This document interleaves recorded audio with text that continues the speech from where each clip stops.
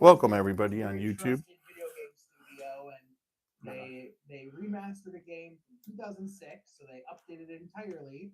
And it was, hey guys, we're making this game. Actually, it's made. Here it is. You can buy it right now. Oh wow! It's very rarely done in the industry, but it broke records with how many people got on and played it. So I just wondered if there's any cross, because that's what's on my mind right now. Because usually you have a couple weeks to take off work or plan your schedule around something like that. But this one, everyone was talking about it, being like, "Well, it's here, and now I have to use one of my sick days." All right, we're set up on YouTube. Hopefully, I'm close enough that I got to pull Nash over. Let me see. It takes time, of course, and there's a lot more legal hoops to jump through when coming to alcohol than there is, a video game. A video game, yeah. All right, there we go. Walker's on. Hello, Walker. Yeah.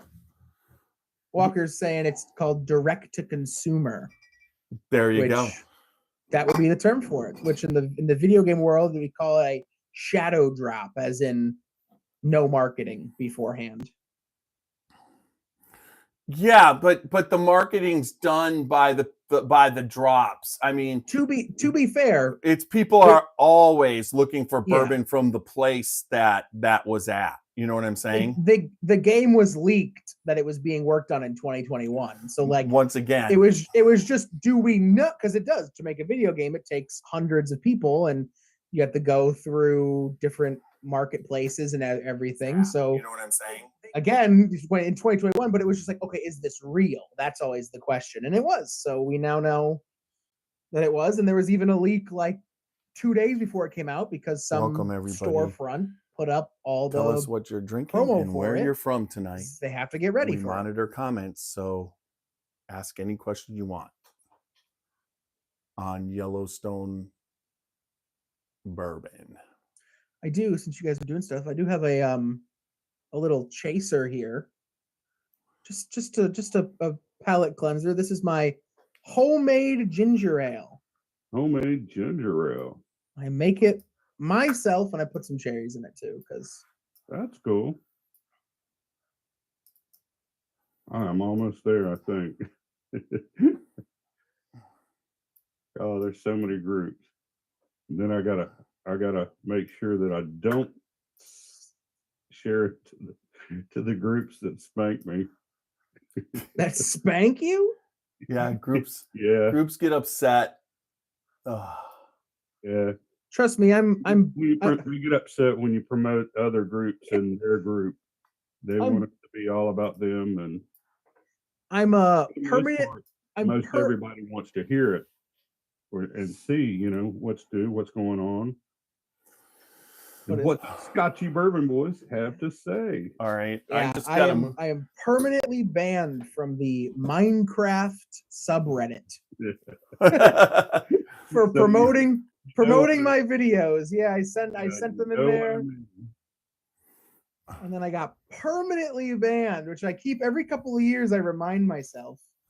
Oh, hi, Steve. Dad Steve's in the chat. Hey, that's really good. Hey, Steve, good to see you. Let's see what that looks like. I guess got to check. I think I got the right angle here now. Ask Steve if he's going to pour some Dalton. I do have the Dalton right there. Would you believe me, Dad, if I told you this is the second bottle? Of course I would. It's like I'm your only source for bourbon. I believe you. Tiny two. Let's see. Let's get this. Officially, Steve, they call me Gin, but it's going to change tonight. Well, better than the Candyman. Yeah, but you like bourbon now, so we got to come up with what you are. We got to come up with a nickname, Super Nash, for. I sent him a bunch of samples, so tonight we're doing the Yellowstone. Everybody, we have the hand-picked collection, but Seth Official. We could call you that. No, because that's my. I don't want to be tied to that anymore because that was my other YouTube name from like 4 years ago, which I rebranded. Okay. Well, but you have the Yellowstone Toasted 100 proof right there, and that's what we're gonna. Did you ever get a bottle of this Super Nash? The Yellowstone Toasted. Yeah, I got it right over here. Yeah, so we'll barrel bottle breakdown, the old Louisville barrel bottle breakdown of that. Now I got to get. Right there? Yep. Yep. The Toasted, right? Yeah. Your label's a little bit different than mine. Yeah, because mine is a little different too. Yes, yours is a little bit different too. Right. It's different. Yeah. But I will tell you that's because I picked this up when we after Maker's Mark, that really fun road trip that you went on. Enough said. And away we go. Me and Roxy stopped up at Limestone Branch, and you do know right now, I do believe the cigars are there. Already? They said 2 months from when we were up there. How long ago was that? What was that? April 7th? March 7th. March 7th. March, so April 7th. So May 7th, or right sometime in May. So I'm hoping when I go down in May, which I'm going to try and convince you, Super Nash, honestly, I'm going to try and convince you to come for that. You're going to want to come from that. May 9th, 10th, and 11th.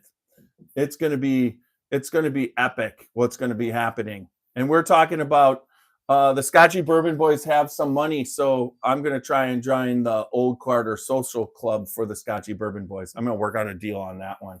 Plus, Christy and Mark right now are working on batch 1. They'll be working on it when they give us the tour. The batch 1 that they're working on now, the first batch of the new era. So you're shared up? Yeah, I've already got it pulled up and monitoring Facebook. Read Greg's comments. Steve Pitzer is a good childhood friend. Hey, Steve. He suggests that we the nickname for my son Seth would be Tiny 2. No, not Tiny 2. No, that's too close to Tiny Tim, and my legs work. How about you mean Tiptoe Through the Tulips? Tiny Tim used to sing the song Tiptoe Through the Tulips. Bourbon Gamer? That's I think that's like a Call of Duty 2006 lobby, gamer tag. The Bourbon Gamer. The Bourbon Gamer. The Bourbon Gamer. I thought of, it's funny, and I want to know if you know why it's funny. I thought of the Goon. No. One of your goons. You are not a goon. You're a boy. Do you know why that's? I won't explain that. I like what Greg said. Oh, young grasshopper Seth. We could call you Grasshopper. Yeah. You don't know what that is a reference for old men. That's not old men. That's Karate Kid. No, it's not. It is Karate Kid. No, he says young grasshopper. Yeah, but it comes from a different time. That is from the 1907 version of what was it called? What was it called with David Carradine? Remember that, Super Nash? Okay, if you want to get it, it's probably Confucius. Walker, said you throw it out there. It was a TV show where David Carradine, and he was his apprentice called him young grasshopper, and it's like that then transferred to Karate Kid. Walker should know this. Walker, yeah. I really like, for my 21st birthday, you got me the bottle of Knob Creek. I really like Knob 9. That was poured out on it was actually It was barreled on my birthday, right? Oh wow! Yeah, the pour date. Yep. Yeah. So what I was thinking is, what if I'm the knob? No, that's like saying I'd rather call you Dick. Tiny and the knob. Tiny and the Dick. Tiny in the I'll call you Dick. You could be Dick. Together we're Tiny Knob. You could be Dick Tracy. All right, let's figure this out later. I like the knob. I'm calling myself the knob. You are not. That's not that. That just doesn't work. We're not gonna adhere to that. Wait. Okay. So if you want to be called the Knob, we're gonna call you Floyd, because Floyd. I'll tell you. Floyd Knob. Yep. Because Greg Schneider lives in Floyd's Knob, and so you're Floyd. Floyd's Knob. Floyd's Knob. We'll just call you Floyd. Everybody, it's just like, yeah, that'll make sense. Where one of the greatest distillers on the planet lives. Sure. There you go. But I like the idea of the title card, in the intro to the videos, just coming up saying the knob with the You think you're getting in an intro? I'm walking behind you with it. Yeah, yeah. Like one of those girls do in the boxing ring. Yeah, round one. The knob. On this side, we have the knob. We got Floyd, and then we got the knob. He's one in the same. It's just what he feels like that day. The knob being part of the cock flock. Yeah, see, Walker said it is kung fu. It was kung fu. All right, so I was right. Yeah. Floyd's Knob. That's cool. Floyd's Knob. Yeah, Floyd's Knob, Indiana. And like I said, we're going to be having a party there, Super Nash. Walker's going away party. It's going to happen at Amore. I let Al know. We're going to have about 10 to 15 people in that back room. That ought to be interesting. In Floyd's favorite place, the Knob. Oh my gosh! You can tell I'm definitely back in South Carolina. That ought to be interesting.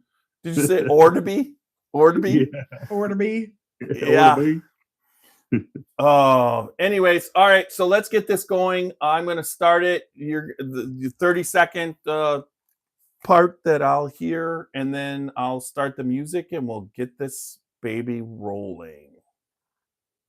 Which, Floyd, you definitely have to be quiet during this. Floyd's Knobs.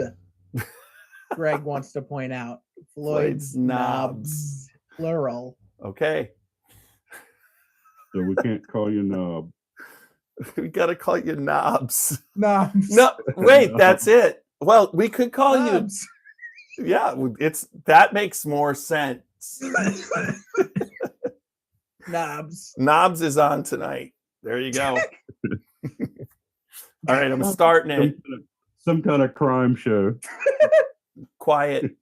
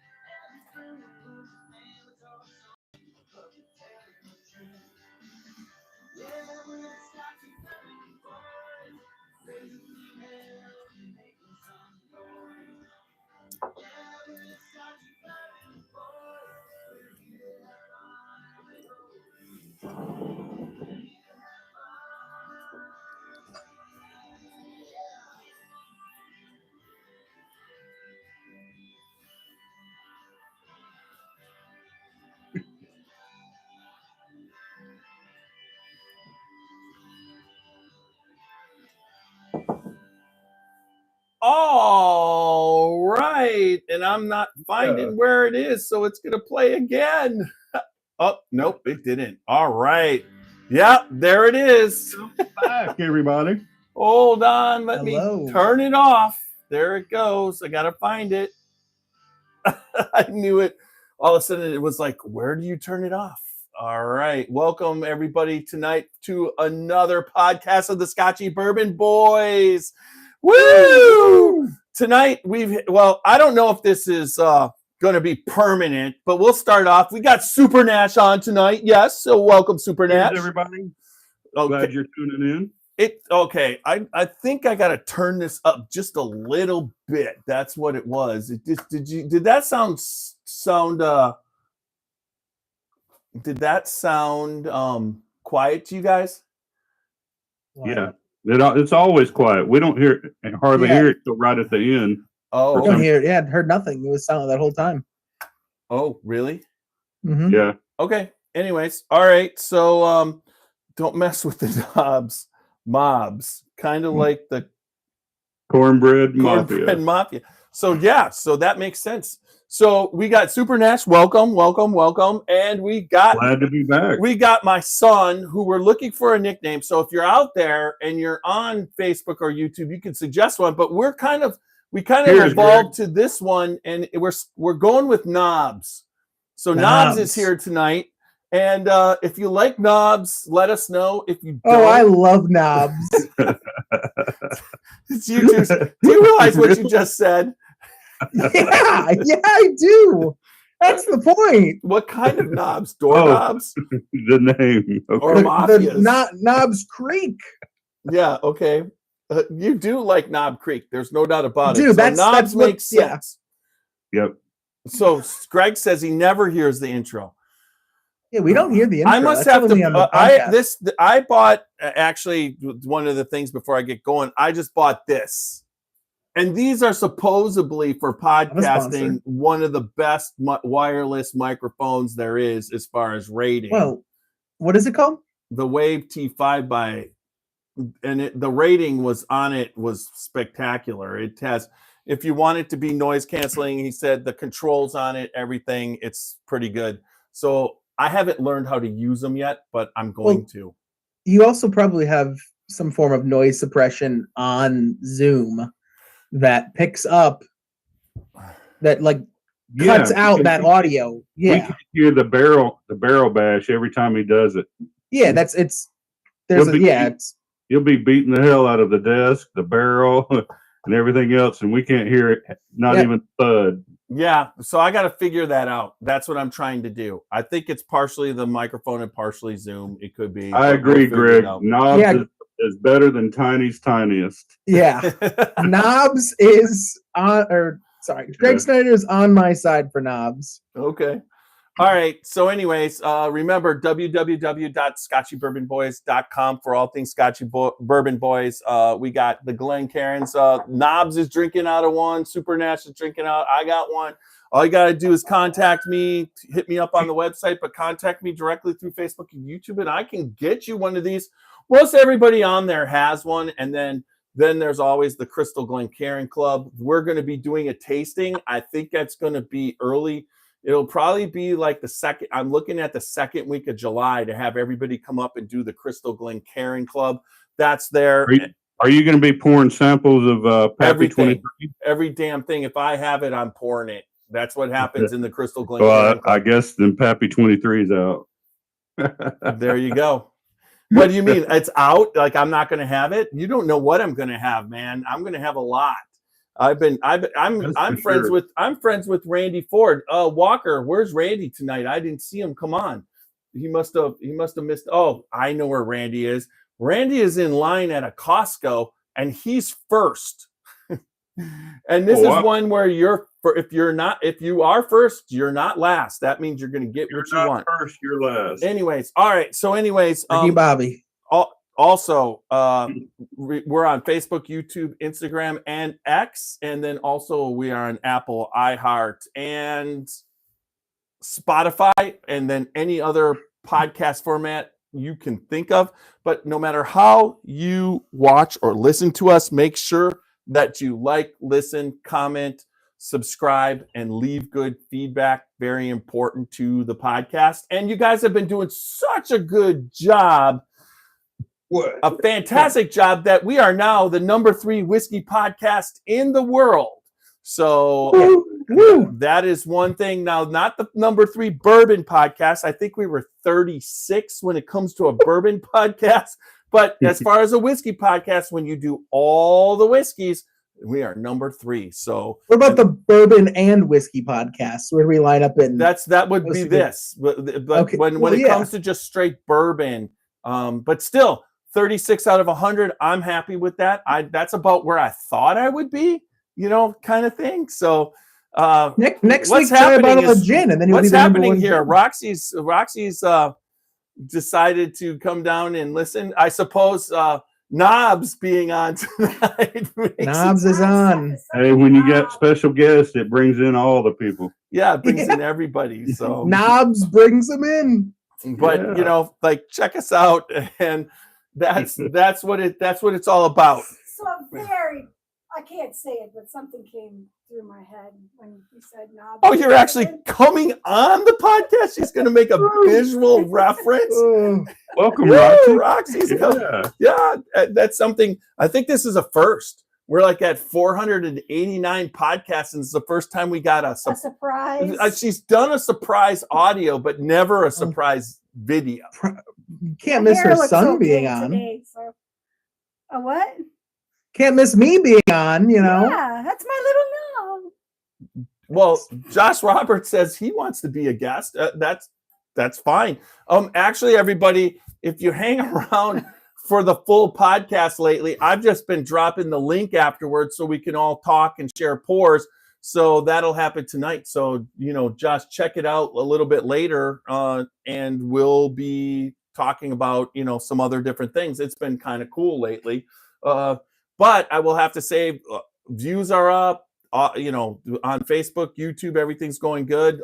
We're starting back on the audio to get a little bit more steam.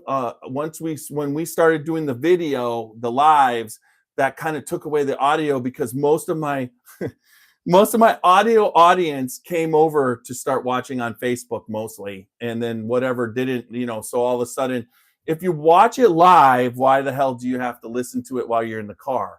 And then Super Nash used to be worth a view, but he's so busy lately. If he misses out, he doesn't even listen to it. World traveling down to Mexico. Now that he's actually on the podcast, he's like, I don't gotta listen to any of them. I try. I know you do. I don't. No, actually, lately, so lying about it is there Knobs. So Knobs has been. I'll give you a little bit. You've been starting do some YouTube videos that have been pretty good. I mean, I've been impressed with your talent. So that's kind of good. You might throw out to our thousands of viewers that'll see this. If you're into video, well, that wasn't even Minecraft. Yeah, but that wasn't even the one. What? That's like one of the things I do. I make video essays, they're called, on the YouTube platform. Ooh, video essays. Yes, so just I pick usually a random topic or a movie, and you review it or just talk about it. I've talked about me being on Bones, of course, that cameo I had. Yeah, courtesy of Steve, who's watching tonight. Steve? He's working. But that was through stock photography. You ended up on Bones. Oh, don't spoil the video. Let them go check it out if they want the full story. Well, it's worth. I had a cameo in the Ricky Bobby movie. I was at Charlotte Speedway when they were filming it. Oh, you got to see me, but you got to look quick. Mine wasn't probably quite as long as yours. If you were in Talladega Nights, which is my number 6 movie of all times. I promise you, you never told me that. We would have liked you better when you were in Talladega. Yeah, that takes you up. They happened to be filming it when we were in Charlotte that night for the All-Star race. Wow. And, I would have assumed you were the little. I'm front row, right up near the fence, and all that. Watch it and frame by frame. till we Yeah, see that's it. what I need to do is put it on something that I can stop it frame by I just frame. thought- You don't I have thought to do that to see I Seth. thought you were- He's in the entire screen. But I thought Nash that you were the body double when Ricky Bobby was running in his Naked. underwear on the track. I thought that was more like you. I recognize that butt anywhere. Oh my gosh. Anyways, all right. As So my wife would say, what but? so I second that. so Greg says Martin Bobby. Martin Bobby. There we go. There we go. Let's see. Having a 13th colony pour of 4 tonight. It's almost Friday. Yes, it is almost. That was Thank John. God it's Friday. And so knobs. So you got. So you did. You gotta say it in a funny way. Nope. knobs. Okay. Knobs. Dobbs. Knobs. I think the name's enough. I think the funny voice is, So I've got Right. we're going to be doing Yellowstone tonight, Okay, which Yellowstone away, yep, guys. which is Limestone Branch. And thank you, Roxy. Woo! Let's give it up for Roxy. Woo! All right. I feel like I'm like Pat McPhee with a guest appearance by some celebrity. I got Roxy coming on and whatever, so I had to do the little clap thing there. Anyways, so we got Yellowstone, Limestone Branch. So you did a little looking into this, right? I did a little bit, yes. And so the whole thing started in 2011 with Limestone Branch. And Well, actually, it started in 1872 yes, with the Yellowstone. founding of Yellowstone National Park. Awesome. Right. I had to throw out National Park. And this in there. brand has been around since the 1800s. So did you pick up what the most unique thing about this brand that is still today kind of what makes it awesome beyond the fact that it's a good tasting bourbon? I don't think I did pick that up. Has a picture of the national park waterfall right there on the label. Yes, it is. But what happens when you buy this, Super Nash? Oh, they donate $1 to the national parks. Yeah. Yellowstone National Park, yeah. So every bottle of Yellowstone, $1 of the profit goes to the Yellowstone National Park. And honestly, they have to be giving. There has to be a cutoff point, because I'm telling you, this brand of Yellowstone, honestly, is selling. It's got to be selling like in the millions. So, per bottle. So very excited. It's on every shelf in America. So there's a way it got there, and the way that Limestone Branch got there, and who Stephen Beam is, and where it went to, and where it's been, and how it ended back up at Limestone Branch is really a cool story. Now, Knobs knows this story, but do you know it good enough offhand to tell it? I think so. So it goes back to the national park. Of course, it was created to just honor the first national park. That's Yellowstone, and they designed the label and all that stuff for Yellowstone and named it after it. And then when Prohibition hit, they were one of the 6 breweries in America that were allowed to not continue distilleries, not continue distilling, but continue selling for prescription-based alcohol, which is just, where can I get one of those? What doctor do I have to see to write me a script for a bottle? Because then I could put on my insurance, Well, the way it worked back then is nobody could distill, but they had massive amounts of inventory. So they, instead of just making them not be able to just sit there and die, they let that become prescription so they could gradually put that into circulation. But it was very overtaken. George Remus who was from Chicago. He was a pharmacist to start off. Then he was a lawyer, and he used his lawyer and pharmacy skills to open pharmacies in Kentucky while he lived in Cincinnati in one town to get the prescription, things from the government, the certificates from the government. And then he basically used those to get the whiskey from the distilleries. And then he shipped it up to Chicago and New York through the mafia.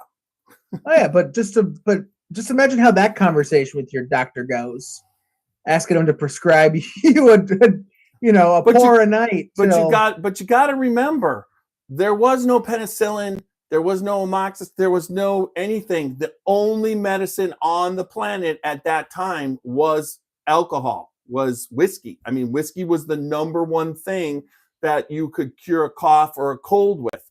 And to this day, Vicks 44 has alcohol in it. It's not the same as, but whatever. Well, but whiskey was used in the Civil War for surgeries that it would, they would sterilize wounds with whiskey. So whiskey was an all-around everything. Well, medicinal alcohol license. Yes. Yeah. But here's an idea that I'm just going to throw out for all you potential distillers out there. A NyQuil partnership, or a Dayquil, just. a Knob Creek Dayquil. Would you buy that in the store over over the normal but just remember the alcohol that goes into those has to be distilled by somebody. Yeah. So I mean, I definitely, if I saw a Knob Creek foolproof cough medicine. Yeah, I think I'd pick that on the shelf over the Yeah. Well, that is something to think about. I mean, if it has the little Knob Creek logo on the bottom. Yeah. Well, and then once Prohibition, then that would lead to other things. Yeah. Yeah. I mean, as a kid, it's like it did lead to other things. I drank a crap ton of NyQuil. Well, it's like the mouthwash too. It's like that's all alcohol based. Yeah, it kills germs. Yeah. Okay, but yeah, so Prohibition ended. They kept production going until I believe it was the 90s where Guinness bought them. Yeah, but they were bought by what was it? Independent Distillers. That was after Guinness. So Guinness bought them and then only owned the Yellowstone brand for like 2 or 3 years before it was sold off to. And they were just using existing stock, correct? Believe so, but the Wikipedia wasn't. It didn't really go into like detail of like years of active distilling versus selling, aged. It would have to be NyQuil. Dayquil would not be eligible. Yeah. Yeah, taking a shot of Dayquil before work would be a little. That's from Walker. Walker's like, yeah, leave it out of Dayquil. Okay. But yeah, and then they got sold to. Is it called Lux now? Luxco, yes. Luxco was the rebrand, but they were sold, right? They were sold to. No, they were sold to the. No, Luxco bought them off in the 90s. They bought the Yellowstone brand, and then this is where it gets complicated with Limestone Branch, because Limestone Branch started in 2011. It was started by Stephen Beam and his brother Paul Beam, and they started it based off of having a Beam Dant lineage. And the Dants had the Yellowstone brand, I believe, after Prohibition, which and the Dants got together and wanted to stop completely selling liquor. So their family was fighting so bad in the 50s, they sold out to Heaven Hill. So Heaven Hill started distilling Yellowstone for Luxco, at one point, and that's where it was with their Heaven Hill, with their distillery Yes. up in Louisville, Hmm. right? Yeah, it was all being distilled at Heaven Hills Distillery. In Louisville.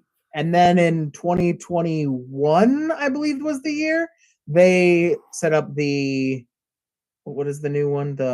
You just said it a minute ago. Limestone Branch. Limestone. Limestone Branch started in 2011.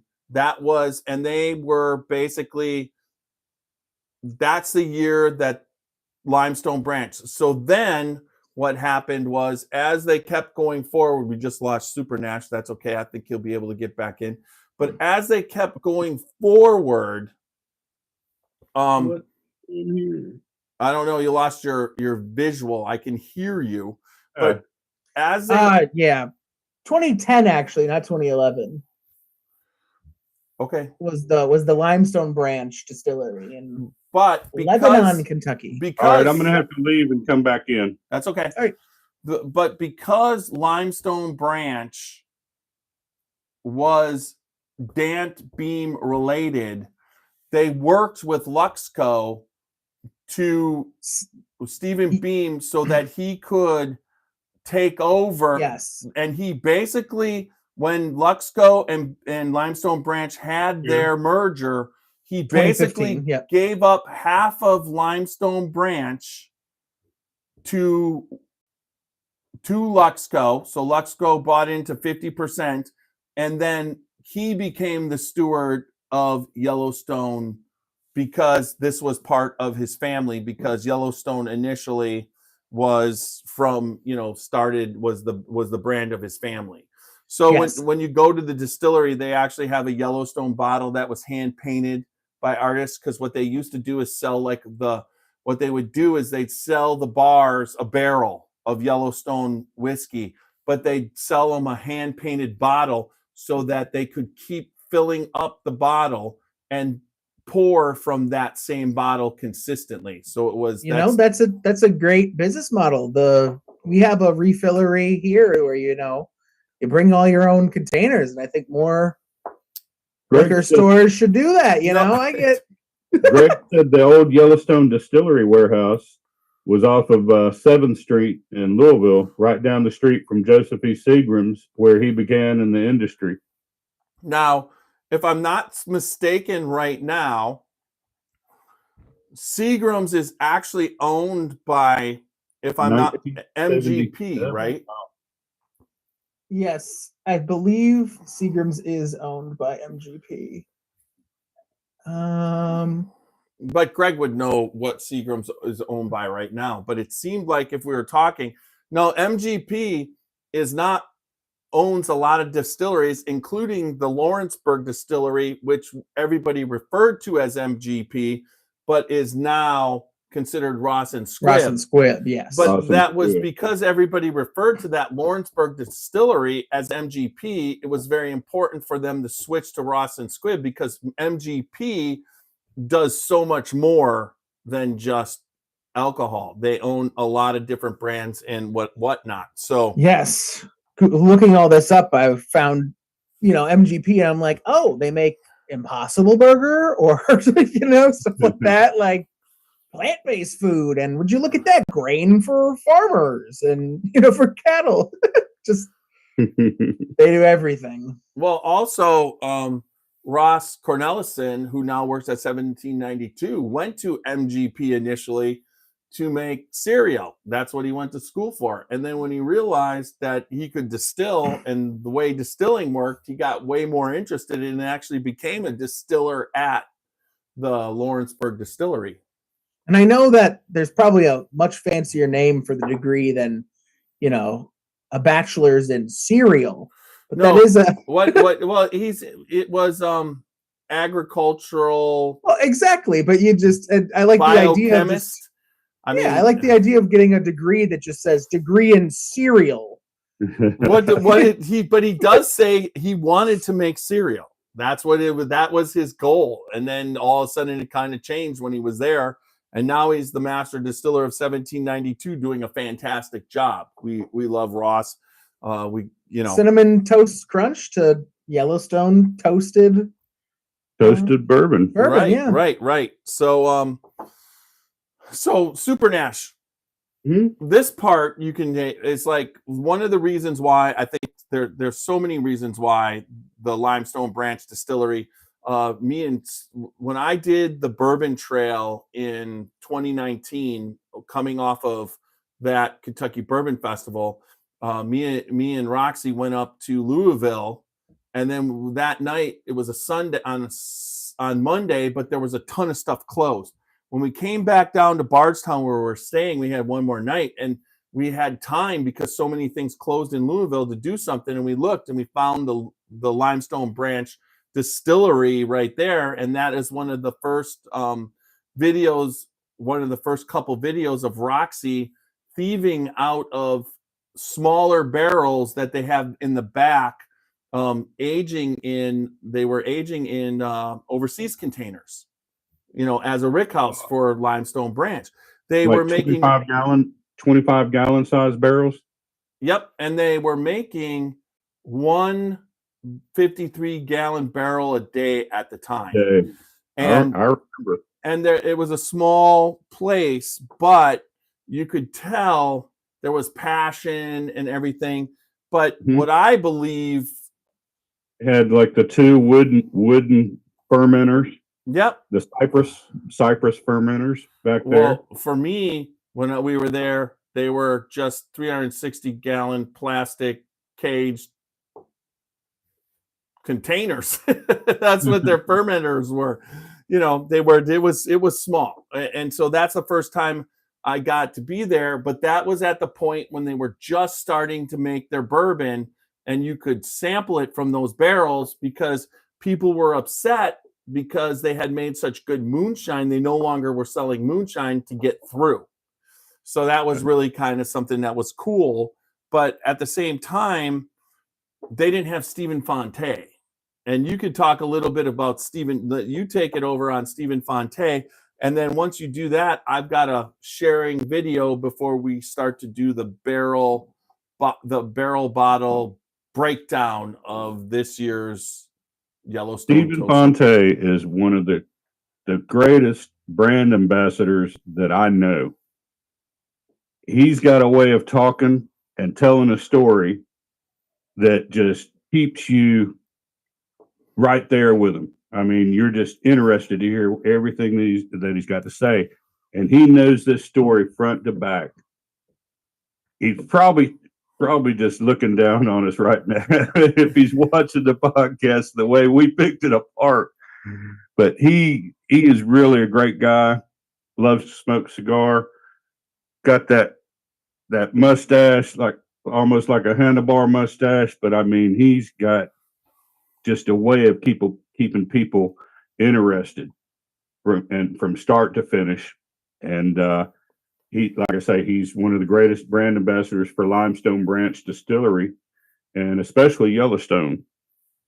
And travels all across the country and the world for spreading the word. Loves cigars. Yeah. World, loves you. If you meet him, Knobs, he basically he's got a case that has cigars, the cutter in the lighter, and then he's got like 5 or 6 cigars in there, and then he's got 2 bottles of Yellowstone that he will pair with it. I mean, it's totally fantastic what this man, and there's 3 ambassadors I really feel that are out there that are important. That there's Bond has an attaché case. Where do you see his? Who does? I said, if you think James Bond or any of those guys what Stephen Fonte, he pulls that cigar. Wait till you see Stephen Fonte when he opens up his attaché case. But him, Freddie Johnson of Buffalo Trace, and Bernie Lubbers, who will be on I believe, I want to say Thursday. Oh, hold on. We got to straighten out a little bit of something here. Yeah, you Greg can read that. Know that Penrod Ricard and Diageo bought Seagram's in 2001. Pernod. And Penrod owned the Lawrenceburg, Indiana facility. Pernod. That's what I said. What'd you hear? You said Penrod. I said Penrod. Pernod. You must have been Wait, that's your name. Penrod. Penrod's on tonight. You don't want to see Knobs Penrod. But Pernod, Ricard. Anyway, they sold it to Angostura, who went bankrupt and sold the distillery to MGP. That's how it became in the hands of MGP. And Walker says it's a plastic briefcase, and in the military we usually refer to them as pelican cases. So he has a pelican case that he carries with him. There you go. So let me real quick share the screen. I'll get this up. Let's get this up. Where's the screen sharing? Share. There we go. So we're going to barrel break down this. I need to go get my pad and paper. Yeah. You're right. Here we go. We're sharing the screen. Oh, really? That's where it goes. All right. So it's the second one, 30 seconds. This is Stephen Beam. This is how this. Can you see it, Seth? Is it just? I can see it. All right. Here we go. Open up a liquor store in the heart of bourbon country. You sell a shit ton of whiskey, even more bourbon. But you become notorious for hosting all your master distillers. Not uncommon on a Saturday afternoon to see cousin Booker slipping out the back room at Toddy's liquor store, full water glass full of bourbon, something he was exceptionally proud of. That's how Booker rolled water glasses full.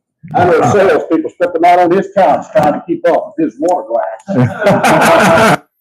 So that right there, and I'll take that off. All right, there we go. So that is Stephen Fonte. He's got, you could kind of tell, he has got like that storytelling ability, telling that story of Booker with, and Toddy's Liquor still exists today in Bardstown. So everybody kind of knows, but that is just like historic. And Booker is Fred's dad and Fred is Freddie's dad. So we're just talking about like 3 generations, of, what they were doing and how they went about doing it and those stories that he can tell about that, But the family, one of the reasons why I really feel Yellowstone is in good hands is because when you're talking about 2 families that merge together, and they are basically Stephen Bean's brother's grandkids is what they are. And one of Stephen Beam's brothers married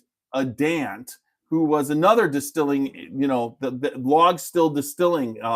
That is the J.W. Dant family that started out distilling in a log. They actually hollowed out a log and started distilling. That's where it came from. And there's so many cool stories that it's involved with. But Yellowstone, I really feel that it's got the history, but it's got this combined history. But then when you meet Stephen Beam, and we did in New Orleans 2 years ago, Stephen and Fonte, Stephen Beam smoking cigars with them or sharing a pour. It's just such a fantastic time. And Stephen Fonte, me, Whiskey, Super Nash, and CT all went to his house. We were invited to his house and went into his backyard. It's about 2 years right now. And we were able to do a podcast, share pours.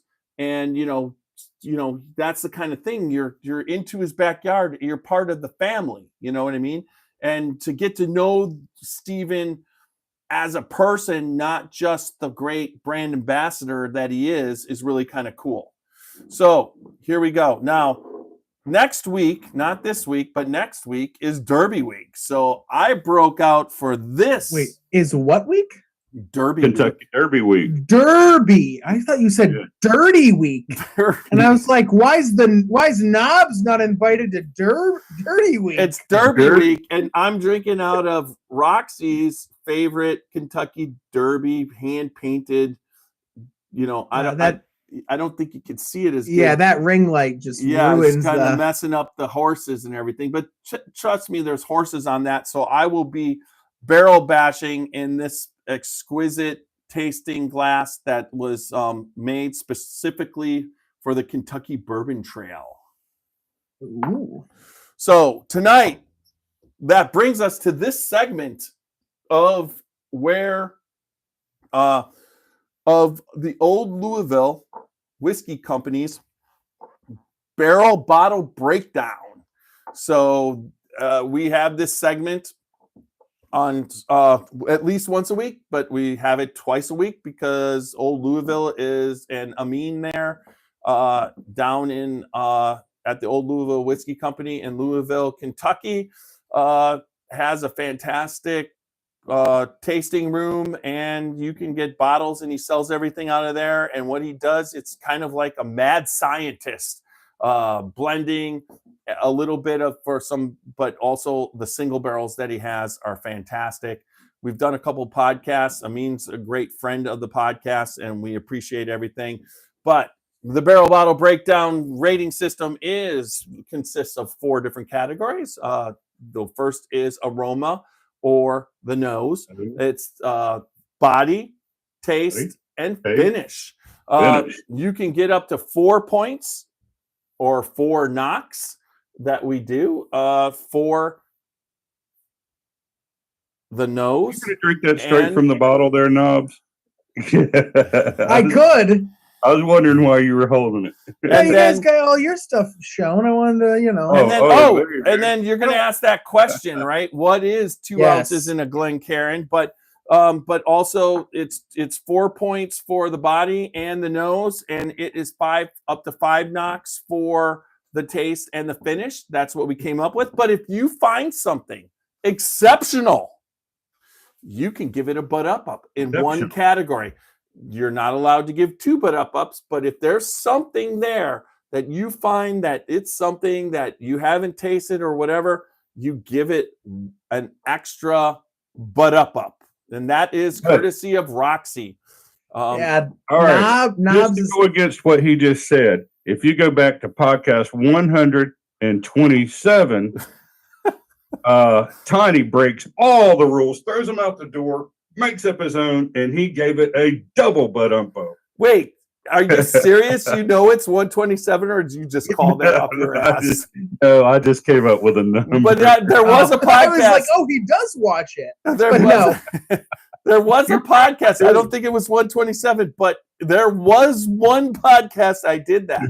I kind of pissed because it was truly it was an exceptional, and it deserved it. Yeah, but there was also some competition coming in on there for our bourbon of the year. Yeah, and so it caused all kind of commotion, as we would call it, with my ex-friend in the biz. Anyways, so, let it go with that. Yep. So, alrighty then. All right, so. There was a question. What was your question, Knobs, that you had earlier? My question was, I have the Glencairn, the Scotchy Bourbon Boys. Where can you find these? These on the website? Or you can contact me direct, and I'll just ship it. If you go to the website, it might take a while for me to actually see it there. Just email them. You contact me, I might sell you a few of them black market, you know. Yeah, contact me. I have this one. I'll sign it too. I saw them down in Mexico. So you better start working on your knob signing. Walking through there. Your knob signature. I'm beginning to wonder if I got a knockoff or the original. Yeah, those. So you can tell if they're not. No, actually, believe it or not, this is an actual story that you. So when I first did the artwork for and gave it to the Glencairn Glass Company, the top of the circle of right at the top of the barrel head, it was missing. So I got it back, I put it in, and they corrected it, and they did one with it. So there's some rare. So my second batch I ordered, and they used the one that wasn't corrected. So there is probably 30 or 40, 36 of them out there that doesn't have the top of the barrel connected. So yes, there is a rare mistake limited batch. edition. I think I broke one of those in the sink when I was washing. There's a good chance. It's probably worth something now. Yeah, that's $1,000 down the drain. Well, Oh I my God. definitely hung on to one. I've always used the good ones, and then I remember every single seeing that. time I tell them, every time we do another order, I'm like, make sure you use the right artwork. No. You should send them in, right? Get a batch of the wrong artwork, number the bottoms of them, and just slip them into a box or two here or there. It's like a rare pull. You could have Glencairn unboxing videos where you open it up, All pull right. out the glass. Are you the lucky one? So what's a pour Gotta in a Glencairn? So the great thing about a Glencairn is you can put it on haven't its asked that side yet. and whatever. So Knobs was like, it's the bottom. I fill mine. Look at this. Look at this. Super Nash. Look at his idea is the bottom of he fills it to the bottom of the barrel head. And I'm telling you, that is, we'll figure it out right now. I'm going to take this toasted and I'm going to pop it. Now, this toasted was picked up March 7th at Limestone Branch. This is their current, and look at what's left. I mean, I did send. Hold on a second. Stupid cats crawling on the keyboard and everything's popping up. Okay. Is that the keyboard cat? Yeah, the keyboard cat. All right. What are you 900 years old? What? No, Is that the Nan cat? Is that? Yeah, No, look, I the got- keyboard Charlie cat's a bite my famous finger? internet I cat. laid my keyboard over in this other bar stool once I got through typing everything in. Well, my cat jumps up there and he's getting ready to lay down. He's laying down on the keyboard, so everything's popping up on the screen. But it's a wireless keyboard. All right, here you go. This is it right here. 2-ounce pour. This is an official pour in a Glencairn. See how close I hit it on. That's 2 ounces. What? So I'm gonna tell you, Let me see if I'm I can get it. I'm close to it. Can we At least see if I didn't can go get to the it? bottom. Let me see if I can get it. All right. This is the toasted. Okay. That's like a 3-ounce bottle. so All right. I think I got it. That's a 4-ounce bottle. I think I got it. That's so a four- so the thing I know, which kind of freaked me out, is these are 6-ounce glasses. Okay. Yeah. Now, the way I know this is me and Randy, El Presidente, were at the Packer game, and the Packers won, and we split a really good beer afterwards, a 12-ounce beer, and I poured it in 2 Glencairns, and it filled each one. I was like, oh, I didn't know a Glencairn is 6 ounces. Well, just so everyone has it, if your wife asks how much is a pour, you can tell her this. No, my wife won't ever fall for that again. She knows. She knows. That 4 or 5 ounce pours. Yeah, you do realize the reason why she'll never fall for it again, because he ended up naked on a balcony. You had to go there, didn't you? There was a night where I had like 2 or 3 of these large. I'm gonna call them a knob pour. That's if you had 3 knobs pours. I had 3 knobs pours, and I opened the door to the basement to go take a leak. Oh, that's not good. And I stepped 1 step in, and my wife was like, "What are you doing?" That's the basement. And I went, "Oh, okay." And walked over to the bathroom. At least the 1 step wasn't all the way down after that, because you aren't expecting a step. It goes forward and then sideways. So like I would have just gone straight on the wall in front of me. So it's an old house. It would have probably made the smell better, honestly. So Thomas Anderson is here. Cheers. And Owen is here. Cheers. Where are you from, Owen? Good to see you. And then let's see, Tim Dant. Take that. Dan says if you can roll it on its side, you can. then it's. Let me just. Oh, you're not rolling it on its side. That is not. That's not There happening. you go. And that's a bunch just spilled on my table. Hold on, give me a second. Yeah, you got it. Yeah, All right, I'll go back. Is the Glencairn glass and a 1 ounce pour. Then you lay it on its side and roll it. A 2 ounce works too. I got the 2 ounce right there. Look at that. It went a pure 360. I need a rag. Give me 1 second. Oh, it's all over the Legos. That'll make them smell better. Oh yeah. Oh my God, Super Nash. The nose on this is root beer. Oh, that's so good. Hold on a second. Let me get the nose. Let me get the nose real fast. No, I have to admit, we got to do something that I don't like coming up. I mean, I swear to God, every one that I do lately is a 15 out of 18. I mean, 17. I mean, it's just unbelievable how much good bourbon. What? It's wife says, now I know, not a secret anymore.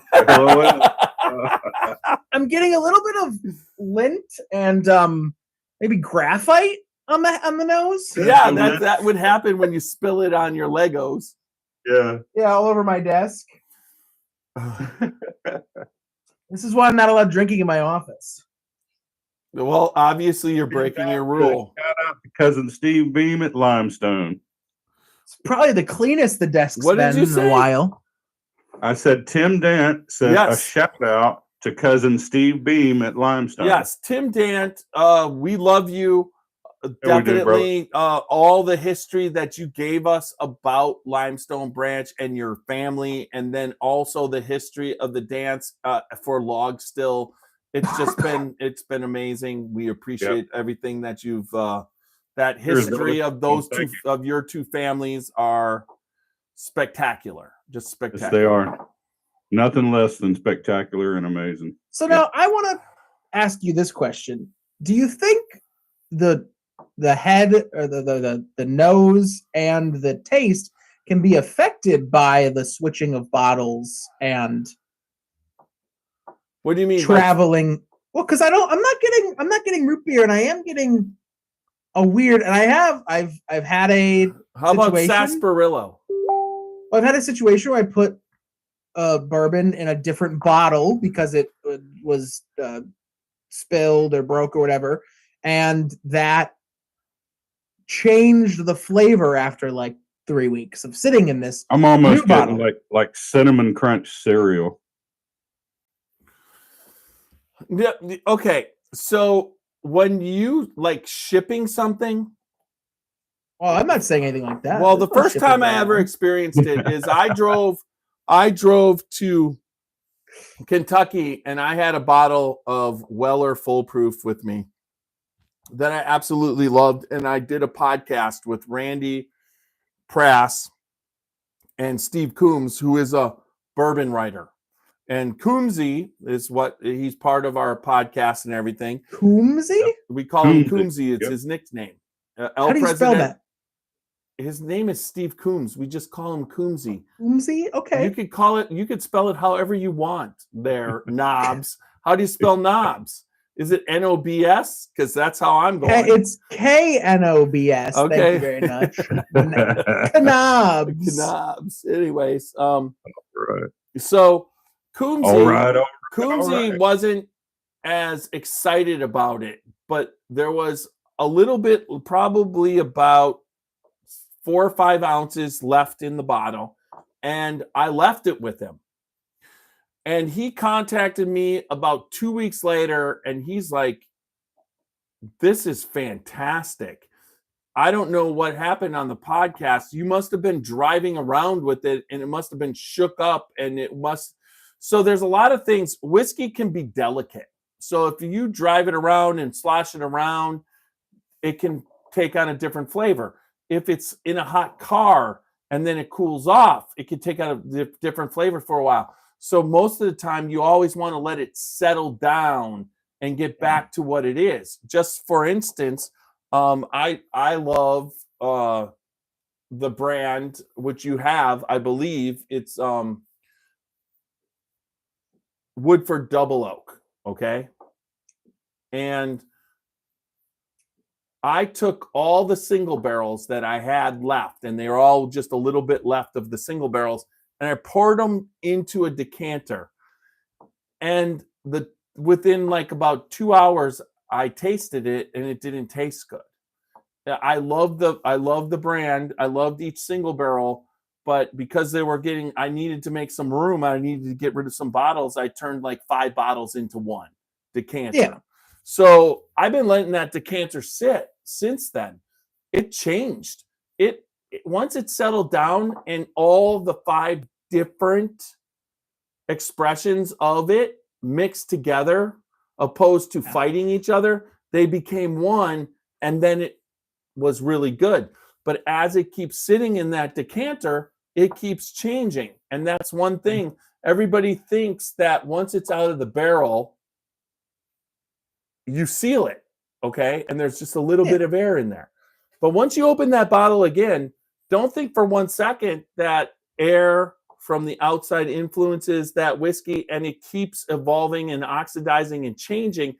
And a lot of times it changes for the better. You're not picking up any oak like you would in a barrel, or you're not picking up anything, but you are picking up some of those changes. You know what I mean? Yeah, I can definitely tell this because this one, like I said, this is, I believe, this one is from the first edition of the Toasted Oak. What you have is like the second edition Toasted Oak. And it's so good.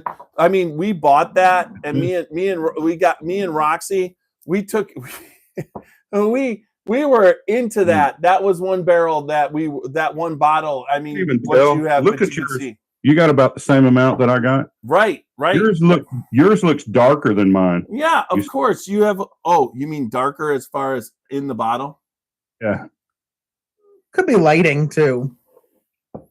Yeah. Tiny's very, very orange. If you keep the cap on, look, you can roll that around the bottle too. Let's see how long the legs are in the bottle. Never did that before. Well, I will say from my smelling, I'm getting a very much like a burnt caramel. Or it's hard to see through all the dust I have on mine. So it does have a certain aspect of what but mine is more like I get like sarsaparilla, like the sarsaparilla of a root beer. And it does, and maybe that's similar. So Greg's saying that also the cork you put in can change the flavor for the worse. And you sent this to me. So what was this bottle beforehand? That is a fake. Send it to me. That's 100% a fake cork. It's just synthetic. Well, I mean, you could say that, but I'll give it close to the camera. You can see that it's peeling off in the bottle. What's peeling? Yeah, he says like cork 1, the cork can create TCA, synthetic. trichloroanisole. Well, whatever synthetic times. material this is made out of was coming off into the bourbon. Okay. But if you're getting burnt caramel, it's a good thing. That is a good thing. Hold on, no. I'll tell you what this is made of in a second. What, you're going to do some research? Yeah. We call it live field research. I mean, also, not only was that is a reused EMS standby on the set. EMS standby on the set. And that not only was that a reused synthetic cork that before had Eagle Rare syrup that CT made. Yeah. So I washed that cork, I washed that bottle, and I put that in there so I could get you a 4-ounce pour. It's just like that maple syrup. It's just it's like styrofoam. Yeah, it's a synthetic cork. They call it synthetic. Well, it was peeling off into the bourbon, so we'll see how well that changes. So the nose, I definitely get the root beer flavor that I always get, or sarsaparilla. I do see where you could get a little bit of the burnt caramel aspect, like almost like I get a little bit of that burnt caramel, but I'm getting like cinnamon toast crunch cereal. I got a little. There is a little cinnamon. Yeah. Almost like the. And that bready, toasty bread type. See, I'm gluten free except for this, so I don't really know that anymore. What except for what? This. That has no gluten. I was left. making a joke. Yeah, I know there's no gluten left. They evaporated that out of it. Hey, First Your the damn dad yeast ate it, and then they sometimes. evaporated it out. Oh, the finish on this is fantastic. Oh, and Greg said if the cork is synthetic, then TCA is not an issue. What's TCA? Is trichloroanisole. That comes from a cork, right? Yes, and it's extremely musty, moldy aroma and flavor comes from it. But then Walker also says that the infamous neck pour can because the ethers and chemicals separate and are locked into the bottle. So That's The neck See, pour. that's- The neck pour. neck pour doesn't exist. If you turn that bottle upside down I a couple of disagree. times, it's all that whatever little bit of trapped air that's in there. I will From- tell you 100%. You mix it in the bourbon. I mean, from Knob's experience, the neck pour doesn't mean anything if you just open your throat and let it all the neck pour go down without tasting it. You are this name is like Bring in kind the of like other getting aspect to. our I think process. you've settled on a name. Knobs says open your throat. Open For your the neck pour. And Tiny says you got that from me. That ability to open your throat. It's hereditary. It's hereditary. You heard it here first. Oh, so there is a short on our YouTube channel that has You opening your throat? Oh, it was out of a barrel on the third level, and he basically let it go down, and I was drinking it straight from the barrel. And I was basically at one point, it was like, you think just to fill up your mouth and swallow. But at the same time, okay, this is going south really quick. But at the same time, I started opening my throat. And all of a sudden, Bishop was like, okay, fish. And he cut me off so that I didn't. But it was going down. Same thing if I'm at a Japanese restaurant and they do the sake Remember thing, that day. He had just drilled into it and took his thumb off the plug. I was drinking it, and he's like, Yeah. he stopped, and he's just like, okay, fish. and that was a good day. But at a Japanese restaurant with the sake too, it's just like once that starts coming across the bar, the fry table or whatever that is, it's just like they have to stop. I'll drink the whole bottle. Greg agrees with me on the neck pour. It doesn't exist, but that's spoken. So here's my opinion. That's spoken from a master distiller.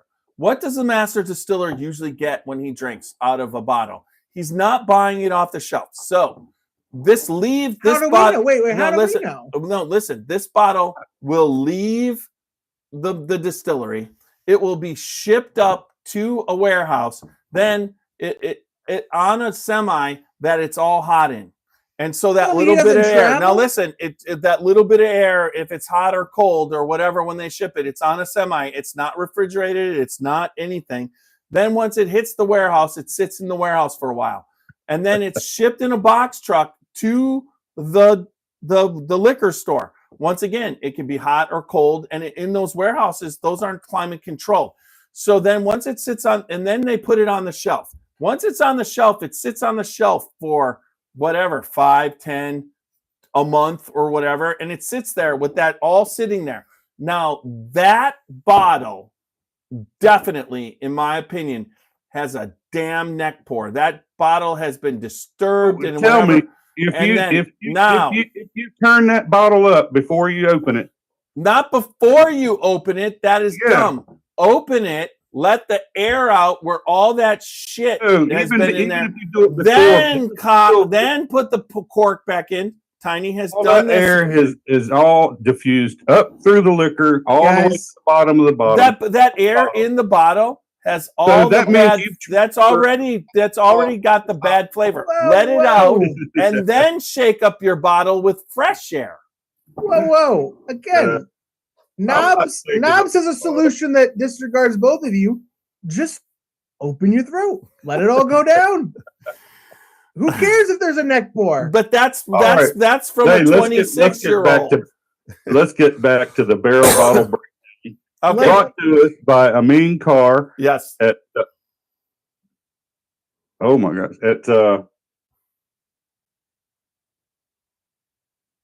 Old Louisville Whiskey Company in downtown Louisville. So I can't believe I had a brain freeze there. You always have a brain freeze when I put you on the spot for advertisement. You gotta work on that. We're going to break this bottle down, and we're going to start with Tiny. What do you give it on the nose? All right. Out of 4. Out of 4? Mm-hmm. Out of 4. Why not? Why 4? They're knocks. You can give up to 4 knocks for perfection on the nose. Like if it's one of the best things you've ever smelled or whatever, as far as if it's what you want to smell in a bourbon, that's kind of how you rate it. That's how you do the ratings. It's like there's certain times you don't smell good things, so you and then you can, if it goes over that, you can give it a right? Well, if you think it's the best thing you ever smelled in a bourbon, then you give it a butt up. No, I was making a joke, but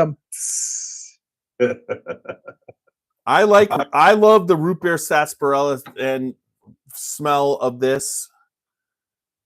I do appreciate it. I think this one, the toasted at 100 proof, and that smell is fantastic. So I'm gonna give it a 4. Okay, Knobs. We're going to put you on the spot in the number 2 slot. What do you give it on the nose? The nose. Am I allowed to go points? Am I allowed to go point? Can I go half knock? Nope. Nope. No half knocks. Got to be a full knock. It's all about balls.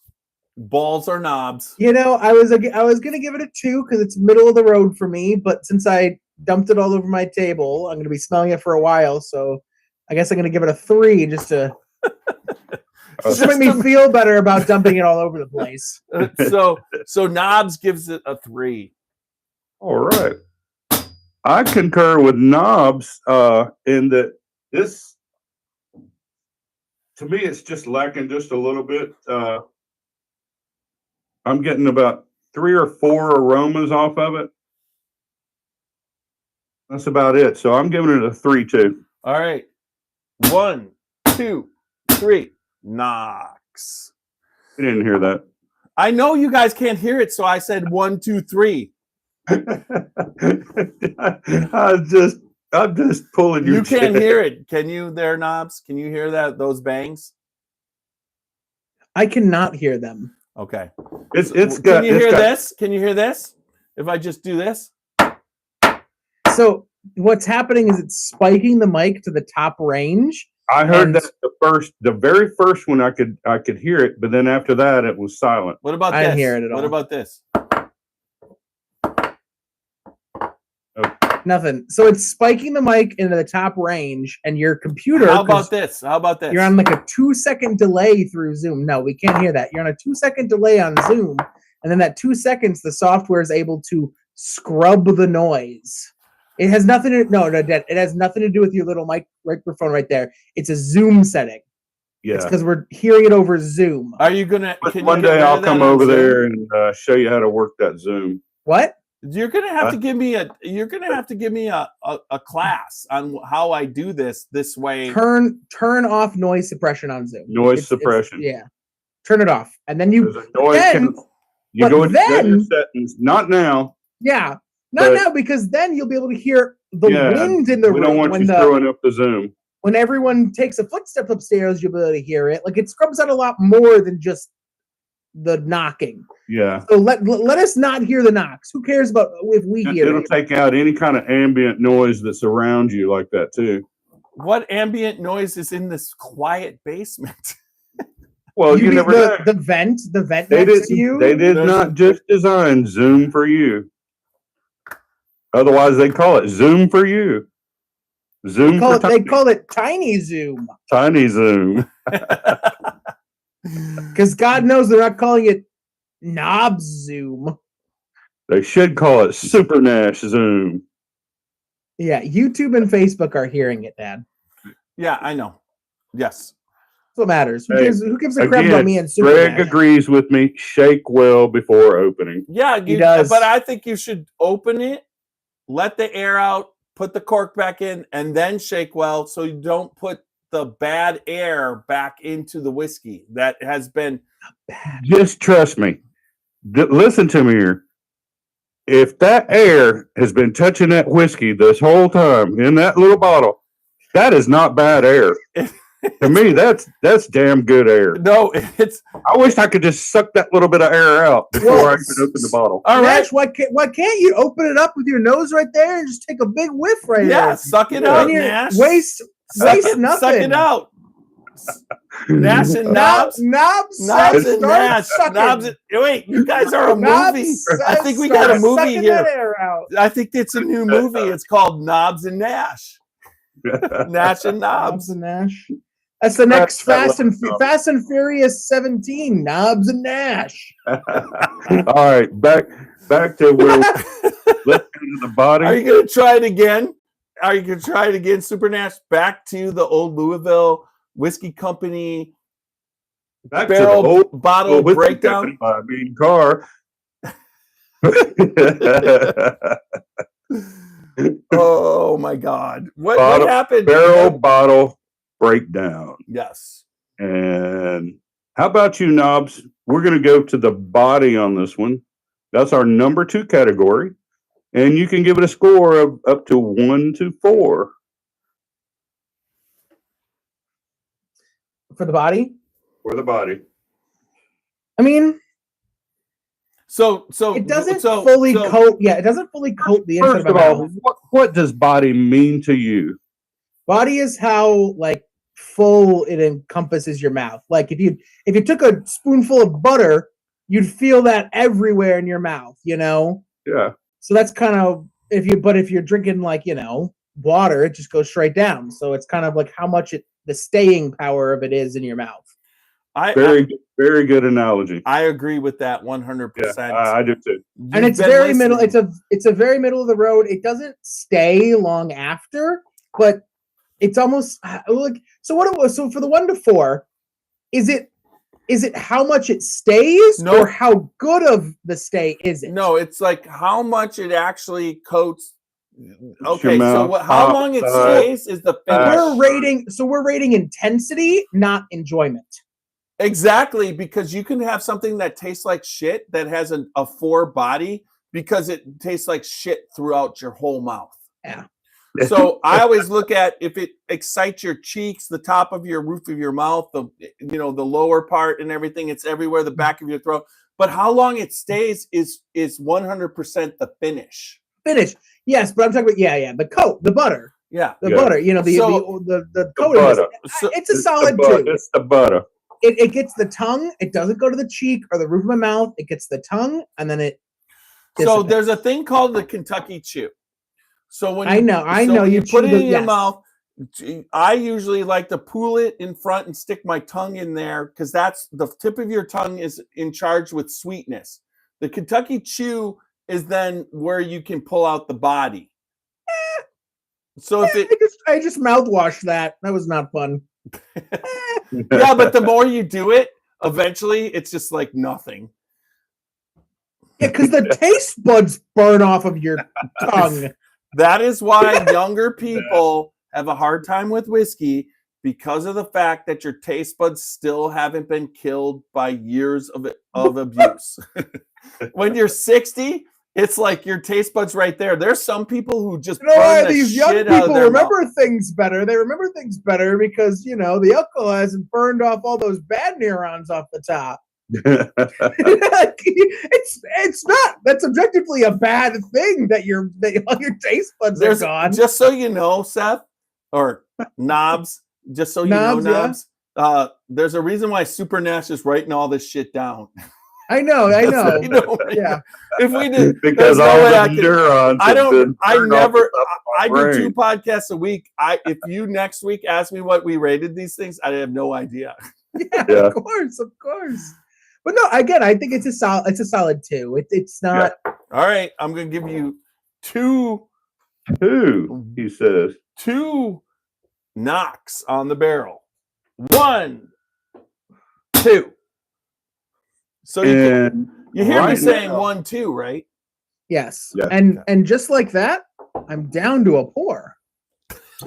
I'm And just like that, I need another pour. Another one. See, that's the beauty of it. That's the beauty of the knobs pour.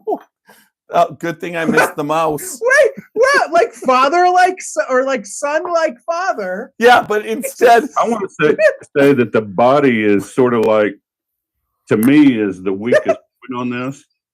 Hold on. Let me get my. We're gonna call this the knobs shot. Oh my gosh. Just straight off the desk with the knob shot. The knob shot.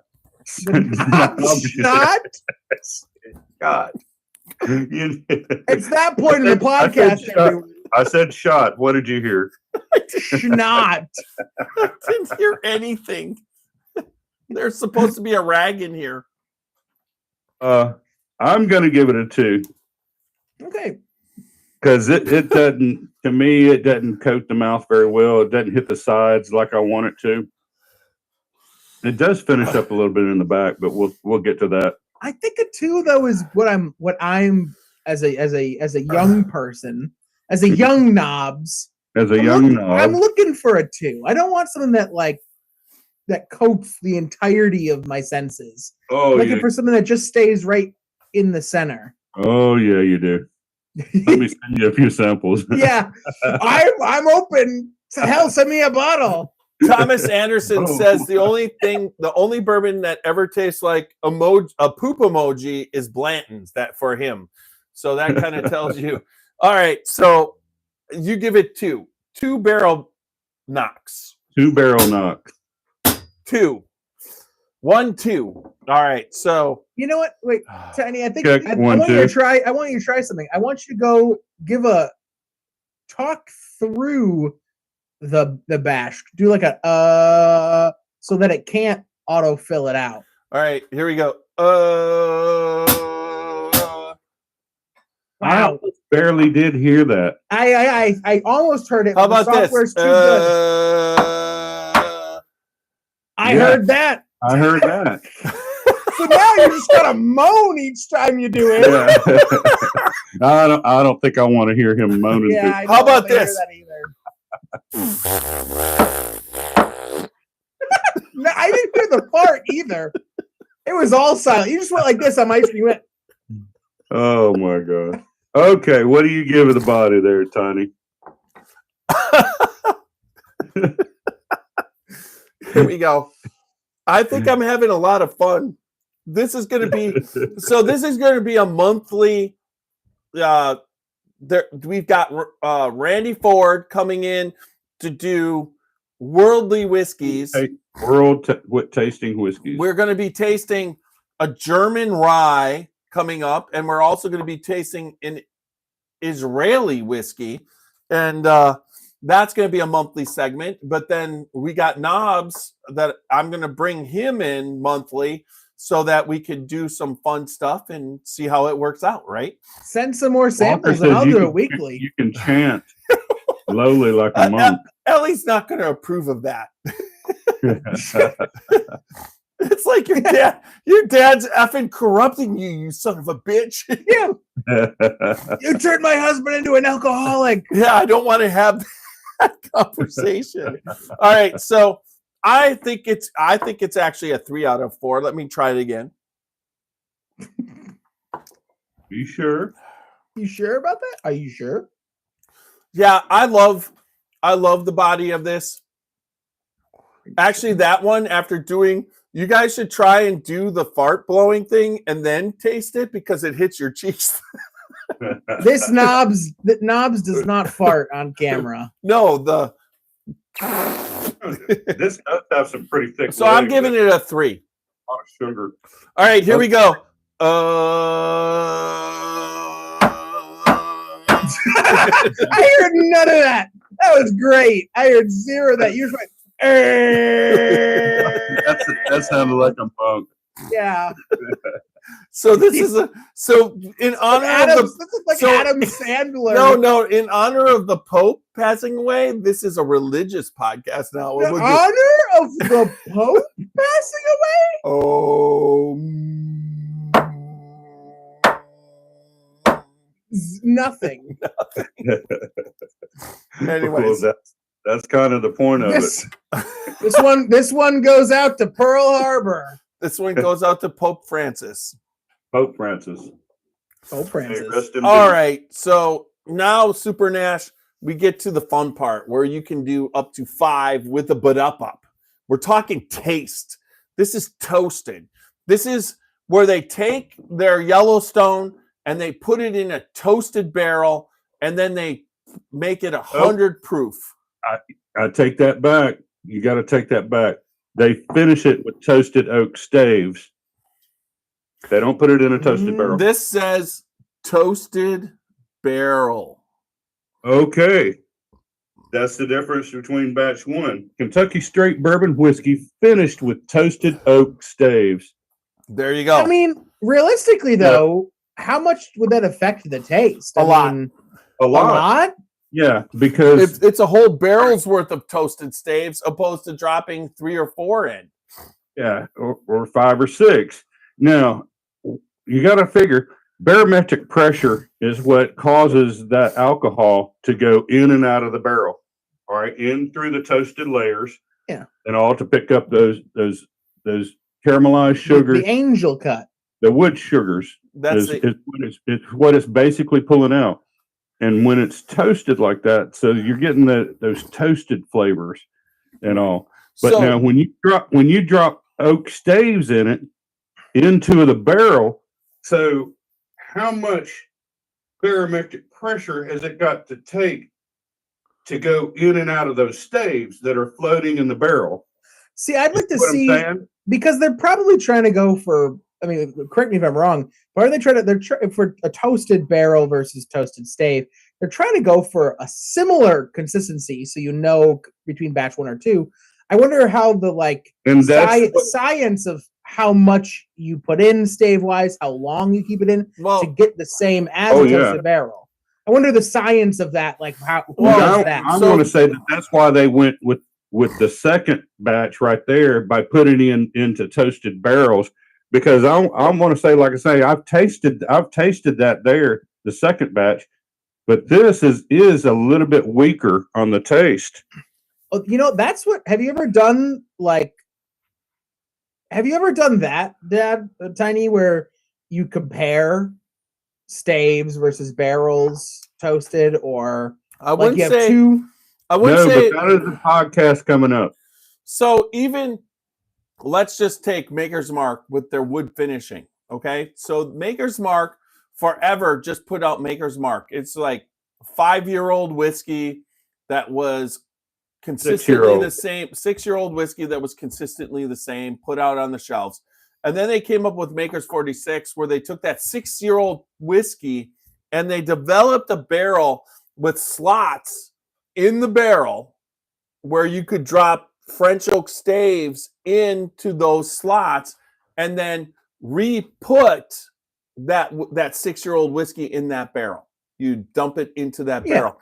So they were part of the barrel, another barrel, right? But they had French oak staves dropped into it. So when you look at what they did, they were actually dropping it back into another toasted barrel with those slot. They took the barrel that was in and then they dropped that little thing in so that they could put the oak staves into position and then put it back in for 8-9 months. And they came up with some fantastic flavors. There's so much you can do with the taste of whiskey. Now, when you drop the oak staves in, French oak staves don't change the bourbon aspect. It's still bourbon. Now, if you put it into a barrel that's had wine, not just wood in there, a wood whatever, then you're finishing the bourbon. Yes. This is a toasted barrel. They put it into a toasted barrel and put it in.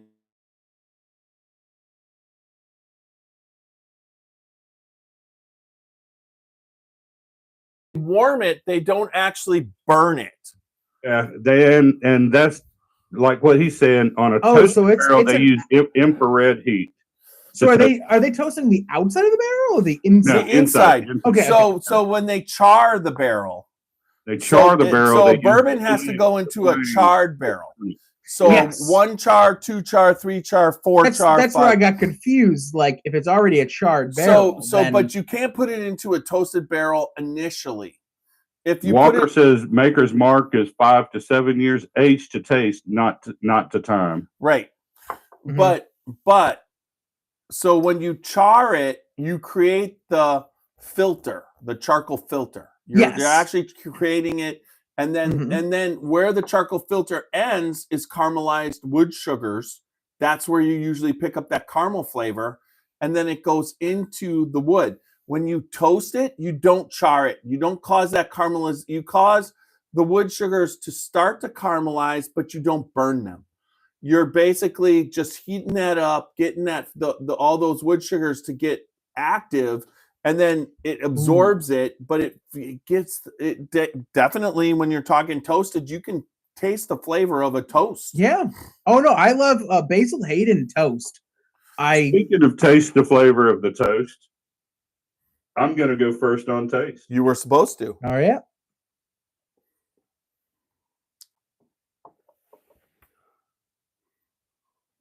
That's where I think this really stands out. I'm getting cinnamon toast crunch taste. Just a little bit of char, vanilla. I almost get that sarsaparilla in there. This has got so many flavors going on. This is just. So like what are you giving it? I'm actually going to have to give the taste on this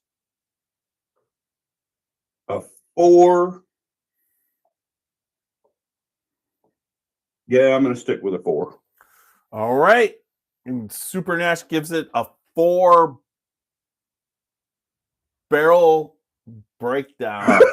What? Barrel breakdown. Nice. I love that you just could not remember that. 1, 2, 3, 4. You could hear that, me counting, right? Yep. We can always hear you counting. All right. It's just the hitting. Yep. You need a little soundboard. All right, Tiny. It's me? Giving it on the taste.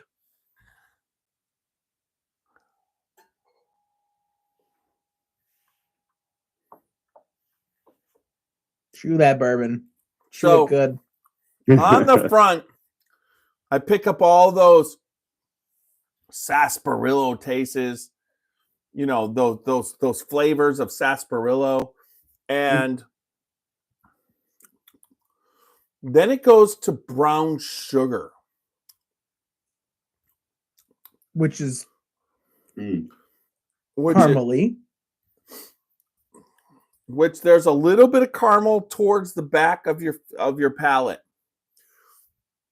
Now, the way I tasted that, so I am going to give the taste a 4 also. So I give it a 4. 4. 2, 3, 4 out of 5. So I like to say that Walker said that I would probably like the Davis County, which is a whole series of different toast levels, and you're probably right. I do like Basil Hayden toast a lot. Oh, I will tell you, Davies County's is Davies. What? Davies. Sorry, I mispronounced Davies County. That is definitely like one of my favorite straight bourbons off the shelf. Like you go to the store, you see it, you pick it up.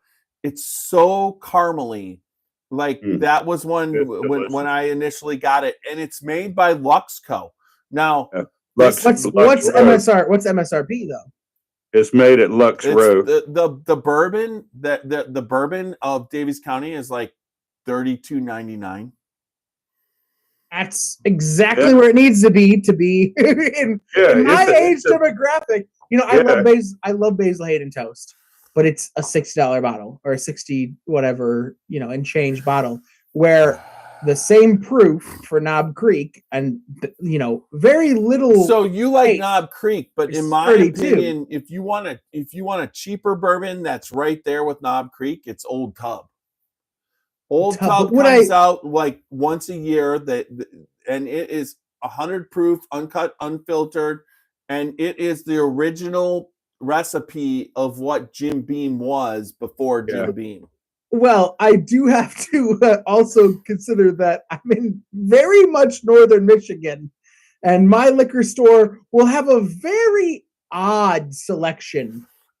But I'm telling you, alcohol. The party source, when Old Tub hits, will be on the shelf at $23.99. I was about to say it went up to about $24.99. Yeah, 24. Right in there. That's actually even better. Yeah, perfect. 24. You know, I have right now, because I live close to Traverse City. I have their cherry whiskey, and that would be brandy. No. Well, it's no. Traverse City cherry is damn good because Michigan cherries added into bourbon is really good. When is Traverse City going to open that distillery on the peninsula? Is it getting close? I'll let you know. Give me 1 second. It's got to be close. Traverse City has a pot still at their distillery. I've been up there a couple times with Knobs. We've checked it out. I love their barrel strength, and they do some nice ryes, but they also source from Ross and Squibb, which is part of the whole family of Yellowstone. It is. Let me very quickly. I'm also. Can I do my last one of my taste? You have to do the taste. Yep. I am. And you can rate it up to a 5. It's not a 5. It's not. But it's whatever a 4. You want it to be. Okay. It's a 4. It's a very good taste. It's not, you know, it doesn't punch you in the face. Yeah. It goes down smooth. So instead of smooth, use easy. The next thing I was gonna say, it's an easy bourbon. Easy is the key to when you're. A lot of people in the bourbon and whiskey industry don't like smooth. Unsettled when you use the word smooth. So, what's wrong with the word smooth? Because it's like a cop out.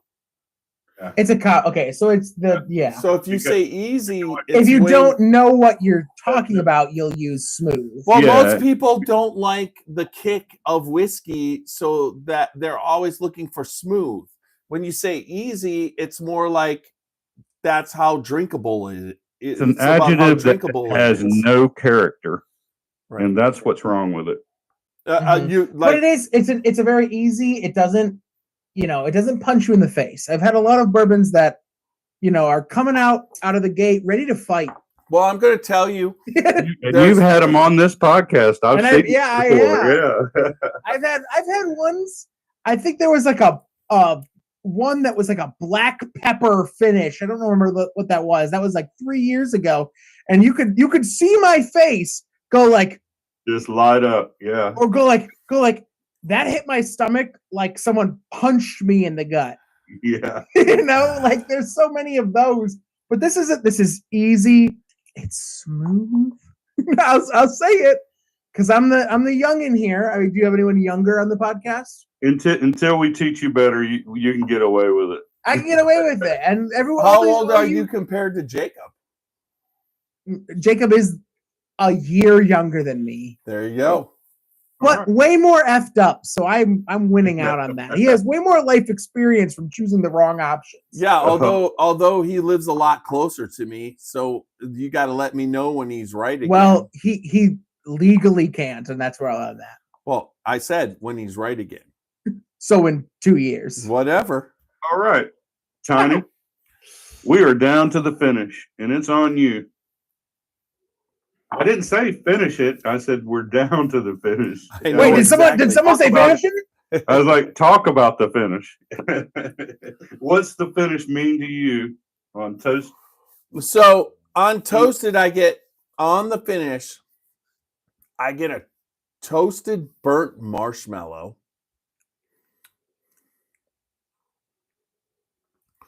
That goes into a little bit of charred oak. And at one point, I got the vanilla of the marshmallow. Now, what everybody knows what I look for in a finish, and it's long. It's for 100 proof bottle out of the distillery, and one I will say it's a single barrel. This one's a single barrel. I was very happy with this, but I think honestly, out of everything, when it doesn't start off with that whole burnt marshmallow flavor and vanilla, but it finishes with it, and it's a very pleasant finish. I will have to give it a 4 on the finish out of 5 because it's just not long enough. So there you go. I'm going to give it 4 knocks on the barrel. 1, 2, 3, 4 knocks. Okay, Knobs, you are up. Before I get into the finish, I just want to say that the Traverse City Whiskey has pushed their initial opening of their, I think it's 70,000 acre campus. Yep. The largest distillery in the Northwest of the country for whiskey. They pushed it back to sometime this year, but they broke ground in 2023. So it's been in construction since 2023, and they say that sometime this year they will officially open up that thing. It sounds like it's going to open when we come thousands of new jobs, they say. We will be able to go up there and visit. That would be a really good video. Me and Tiny and Knobs going to the distillery. Yeah, and we'll bring possibly the fall, because they want to open up before winter. Well, exactly. my grandson's birthday is August 12th? 13th. 12th or 13th. I think you messed me up. It's 12th. It's the 12th. I was right. You were right. I'm thinking of both my daughters were born on the 13th of December and February, and so I knew it was -1. That's why I thought it was the 13th, because most of my sisters are born on the 13th. It's your kid. It's kind of sad I was right, Knobs. Well, I did have a Knobs pour. Yes, you fully, did. So you can kind of excuse me a bit. So, since you were talking about it, what do you give it on the finish, Knobs? I give it a 3. A 3, he says. It's a 3 on the finish. All right. Don't want to talk about it or anything. Give it a 3, or it dissipates very quickly. It doesn't have a lot of staying power. It doesn't I'm feeling like I need to go back way more than I should for the taste. And but it's a good taste. Dangerous with a bottle. Exactly, but it's a good taste. But it's just something I have to keep coming back to. All right, a 3. 1, 2, 3. Barrel knocks. All right, Super Nash. I'll tell you what. To me, this 100 proof is finishing off pretty good. I like it. You should do it. It's coating the back of my mouth. And I mean, I finished that up just a few seconds ago, but I'm still tasting it in the back of my mouth. It doesn't have as warm a Kentucky hug as what I would like. But at 100 proof, I think it goes down real good. It's not burning the top of my chest or anything like that. So I'm going to have to give it a 4.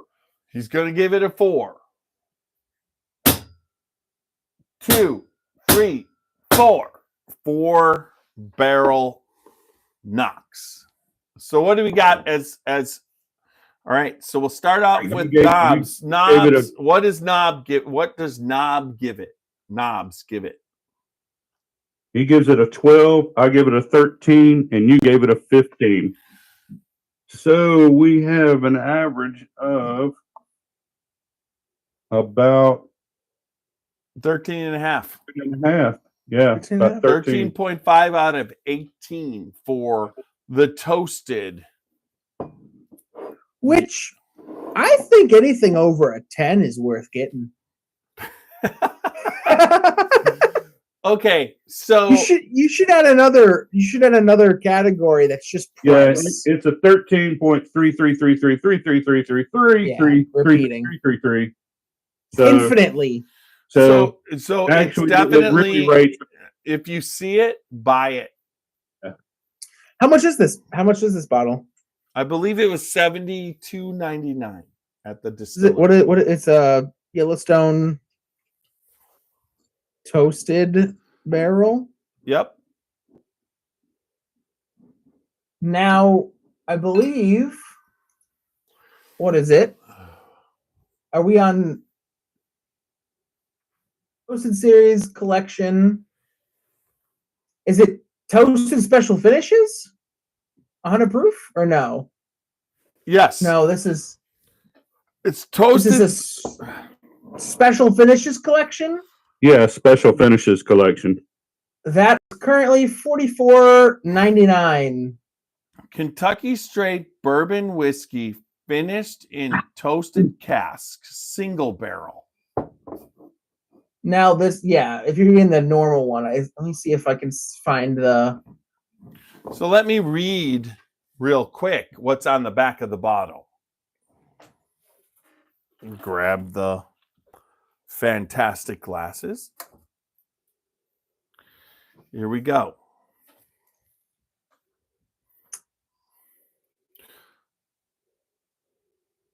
The single barrel 100 proof is $55.99. Maybe not. They do a lot of toasted. This one is 27 out of 30 bottles. All right, here's what it says. I don't got enough light. I got them on. I found your bottle, Dad. I found your bottle. It is. I found a label for your bottle. The Toasted Barrel Collection is a series of single barrels. They don't sell it anymore. Each hand-picked and sampled at the distillery. What's your bottle number on the front there, Tiny? 27. 27. The one on this website has 318, so we could be looking at only a couple. Barrel number 27 of 30. Oh, so yeah, it's not retail anymore, at least on their website. You can't buy it off their website anymore. With each barrel comes its own complexities. All right. It's just like let's see if I can get more light. Yeah, and then I found and one of a kind flavors, every one different than the other, from the heart to fill your glass. Enjoy. Well, hey, you know what? The on the official website for at least Nash's bottle, it is toasted caramel, vanilla, and cinnamon are the 3 listed. Yep, I told you I picked up that cinnamon. I picked up the caramel, and Yep. It's got the vanilla, yeah. And I got the root beer. Yeah. And that's how bourbon works. All right. So what we gave it a 13.5 out of 18. 13.33. I'm going to go with 13. Okay. I'm telling you, you can't raise a 3 to a 5. All right. 13.3 out of 18. 13.3. So 13 and a third. there you go. So what we're going to do right now is we're going to finish up this. Okay. Sly says hi. Because I'm gonna have to cut out. I'm gonna finish this up, and then you can cut out, and me and Knobs will stay on if anybody wants to join us for a couple minutes. Hey, I just want to say it's great to be back in the studio and be on the podcast. Man, I've missed you guys. This is my first time coming in, and I missed you guys too, surprisingly. It's not your first time coming in. Yeah. Like through the internet, yeah. Yeah, through the Zoom, through the internet. But yeah, it's a lot more fun to do it in person. Yeah. I don't know. It's actually great to do it over Zoom because I can hang up and then I don't have to deal with that anymore. You don't get influenced by all the other whiskeys he has there. Oh yeah, because when you're doing it live with him. Yeah. It's an end, and then it's like, okay, we'll try this. Yep. And then I can't walk anymore. Then you can call me Tiny. Look, hey, Knobs, you're more than welcome to come hang out with me. I won't influence you, but a tiny bit. Did you say I have some friends. I have some friends down there that I want to come visit. In South Carolina? Yeah, South Carolina. They're right outside of Charlottesville, right? Charleston. That's what I'm thinking of. Charleston. Yeah, right outside of Charleston. You're more than welcome. No? You're more than welcome. Oh, what happened just now? All right. There we go.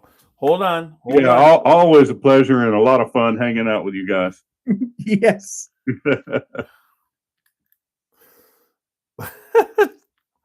There we go. Did it start recording again? Yep. Oh, all right. I just dropped a bucket of water on the thing and stopped recording, but it started recording again. All right. So let's finish up. Let's finish up for the audio right now. Just I'm like they didn't hear me say what the fuck. We did that time. So I have one more Yellowstone trivia for you. Okay. Never. I had a whole bit planned where I talked about the TV show Yellowstone. It's a joke. Hit me with your best shot. I watched all the episodes. Some of them. Oh, you watched all the episodes. I was gonna say that. It was filmed in Utah and Montana. Yeah. Yep. Entirely, which is pretty cool for a TV show to film that close. Yeah. Although I can say that 100% that when you're dealing with the actor, which would be, it's like now I'm having a mental block. But Kevin Costner. Kevin Costner. He wants authenticity. There's no doubt about it. So that's why you had it being shot in those areas. And at first they were using Yellowstone bourbon in the early episodes, and they advertised Yellowstone, but then they switched over to Buffalo Trace. Yep. Why Buffalo Trace? Because the buffaloes roaming the pastures. Yeah, whatever. Because the bourbon's better. No, I'm just kidding. Just kidding. The bourbon's different. The bourbon's more marketable. End of the podcast. I had to spill all over myself too, right there. There you go. All right. That's basically so let's finish up on audio. Well, Okay. thank you everybody for joining us tonight. We're the Scotchy Bourbon Boys, www.scotchybourbonboys.com for everything Scotchy Bourbon Boys, Glencairn's t-shirts, bourbon balls we're getting close. We're getting close to having a market for that. So we'll be, hopefully if that happens, there'll be a lot more bourbon balls available to everybody. And then also remember, we're on Facebook, YouTube, Instagram, and X, and also on the major podcast formats, mainly Apple, iHeart, Spotify. But if you're listening on any kind of format for podcasts, we're on it. Ask Siri and Alexa to play us, and they will play us. Yep. And then also remember, good times, Bourbon. good bourbon equals good friends. Remember, good times. drink responsibly. Don't drink and drive. Live dangerously. No. Don't I drink and know. drive. Live your life uncut And unfiltered. And little Steve-O will take us out, even though every time I do this, I get copyright enforced. Cheers, Randy.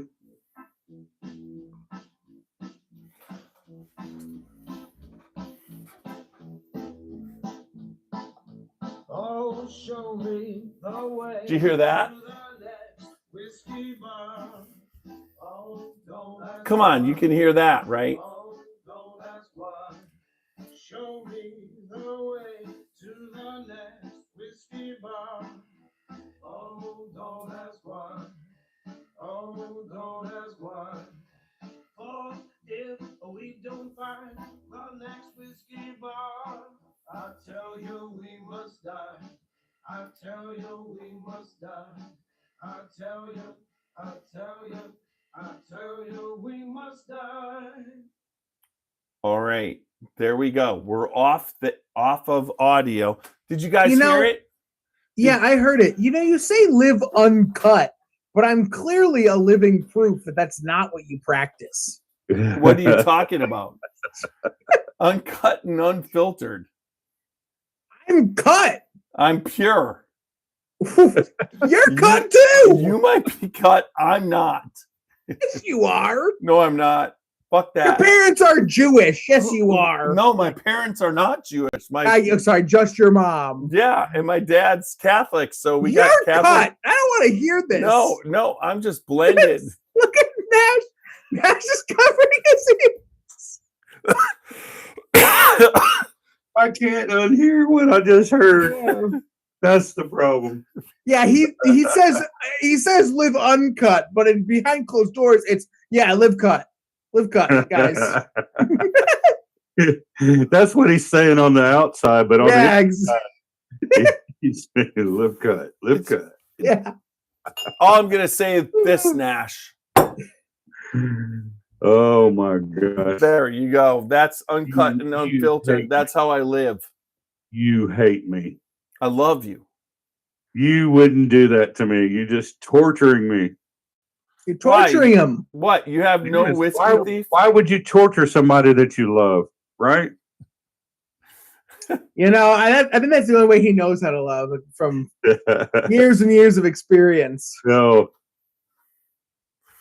It's a hard, strong love. Yeah. Definitely cut love. Oh my God. Shut the hell up, you two. We're still live. Oh my God. And you know what? And this is technically, I don't know if you saw, but I just want to say that I love you unfiltered, brother. I love you filtered. Charcoal filtered. Oh my God. I love you toasted.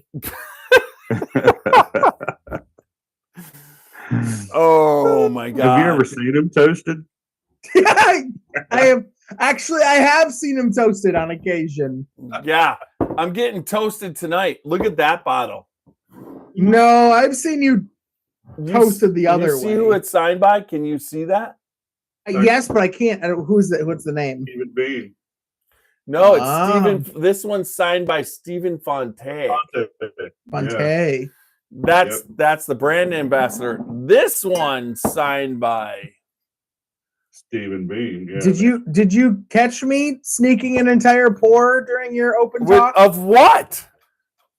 Of William Dalton. You were talking way too much, and I was like, I can't be sober for this. Oh, I saw you. Yeah, I know Nash saw me because Nash joined in, but mine joined in. You were just like, I was wondering what you were chugging back there. I thought it might have been some of us toasted, but yeah, I see no, it. I poured. All I right. poured a little. Let's let some people jump in. Let's just see what happens if I can do that. We got. All right, hold on. It's like 40 minutes of talking. I can't be sober for that. Absolutely not. 40 Exactly. minutes. We're over We started at 2 hours. Well, now we are, but we started at 8:30, and it was 8:15. Yeah, and it was 9:20 when we started the actual review, and I'm like, I can't sit here for that long without it's like something in my hand. That's why I always have to have a couple of pre-pours. But tonight, there it is. I've been working, Join so in, everybody who wants to join in. There's the Zoom link. Let's see if we can get Randy Ford in. If we can get Walker in, they can come in. Anybody who wants to join us. It's like maybe one of the guys that was. Wow. got to be up at about 5 in the morning. Yeah, hit the hay. Yeah, I gotta leave out. I gotta leave here by 6 o'clock to be at my first job. Okay, so it's 10:36. Give me to 10:45. See if anybody jumps in. Just let him go. What are you talking There's about? no such. I can't let Nash He's gotta go. wake up. No, Nash has just been on vacation He for like can- 2.5 weeks. Never let me go. I know, Nash. I gotta wake up at 7 a.m. whenever. Here comes Randy. Here comes Randy. Yeah, Steve said Seth equals tipsy, and you are correct, Steve. It doesn't take much what anymore. Steve said that? Steve Pitzer? Yeah, Steve Pitzer said Seth equals tipsy. He said, oh, Steve's been watching the whole time. And here comes Walker. You want to meet Walker. Yeah. Walker and Randy need to come in. I'm fine with that, but let Nash go to bed. I gotta be up at whenever. Nash does not want to go to bed because he likes Walker and Randy. Yeah. Okay. Yeah. And plus, I'm still working a little bit right here. I was just giving my precursor in case I drop out. Steve, you should Right jump in the middle of something good. Okay. Are you still in line there, Randy? Well, they've thrown us all out of the parking lot, but I parked way back in the back. What do you mean they threw you out? So You drove like well. 80 hours to be in first. Oh, there you go, Walker. What one is that? That one was Industry Friends. So that was from the year before when I went separately from y'all. But let's see. I've got the other two that are not open. You guys, So I got horizontal your phones This one is called Another for Brown audio. Sugar. And I picked this up at the distillery. So the ones I have open, I have a Blackjack Liquors, I have Industry Friends from the distillery, and I have a Total Wine pick they called Rainy Day Whiskey. Let's see if I can get that where the camera can see it. Maybe not. This one's called the Sweetie. You got Rainy Day Whiskey. Mine is called. Let me see. Where's the glasses? He's about to help me pay for my new roof. So if I go out and buy a bottle of liquor, he's gonna kill me. I got what he sent me. That's okay. I'll get him some Knob Creek single barrel for you knobs. That's we had a what was You it? can It pick was, up some good ones too. Yeah. Yep. There's This some one's great called stuff. Choice. Are you still at Fort Knox? Until the 29th of May, Nash. I'm gonna. That's take my some time birthday. off work. Thank you. Yeah, that's my birthday, May 29th. Yeah, but you're gonna come up for the May 9th, 10th, and 11th weekend because that's Walker's going away party. And I got At Amore. I got it on Friday the 9th. Friday night the 9th. I'm gonna book that as the going away party. And you there, Randy? So that Friday night, so Greg Schneider and Susan should be able to come. And then we're going to try anybody else. I believe Sarah Evans is going to come up. And Cool. oh, yeah. So it should be a really good time. Awesome. I mean, honestly, Walker, what better place to throw a going away party than Amore? Can't think of a better place. I'm hoping you can come. I'll throw out something. I got to let Stacy know. I got to Al. Got Stephen Fonte bottle up. Let me know what it tastes like. What did you just say? You want me to open this one? Crack that Stephen Fonte bottle. That rum barrel finished with Stephen. Where's the cigar? Got some back there in my humidor. I finally got. I don't know what the hell, but that portable cigar humidor. I put like 80 gallons of water in the filter and it wouldn't work and it wouldn't work. And then all of a sudden, one day, after 80 gallons, up to like 105 humidity. No, it was right at where I wanted it. I'm like, it's actually working. But it took me like 2 months to get the bitch working. That's not my fault. I gave you the product. How do you give me a product with no directions? What kind of friend are you? I told you how to do it.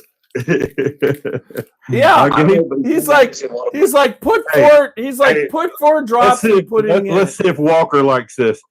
I gave you an explanation, demonstration, and practical application. Just like in military training, told him. That's right. Yeah, you do realize the last time that Nash has been That's in what the we military, got while we were in the Army. Explanation, demonstration, and practical application. there was no explanation, no demonstration, and no practical explanation except for here you are, Merry Christmas. Oh, okay. He's see like, how that works. He's like, just put 4 drops of water. And he gave me this right here. He's like, just 4 drops will work and it'll go. No 4 dropper fools. I gave it 80 Not 4 drops. 80. That would be about 4 dropper fools. Whole droppers. Well, after 80, it was equal to 4 dropperfuls. I kept dropping more and more and more and more and more. I see. I can see you now, late at night after several pours. A 1, 2. Yeah, exactly. And then what did I say? Nash, you motherfucker.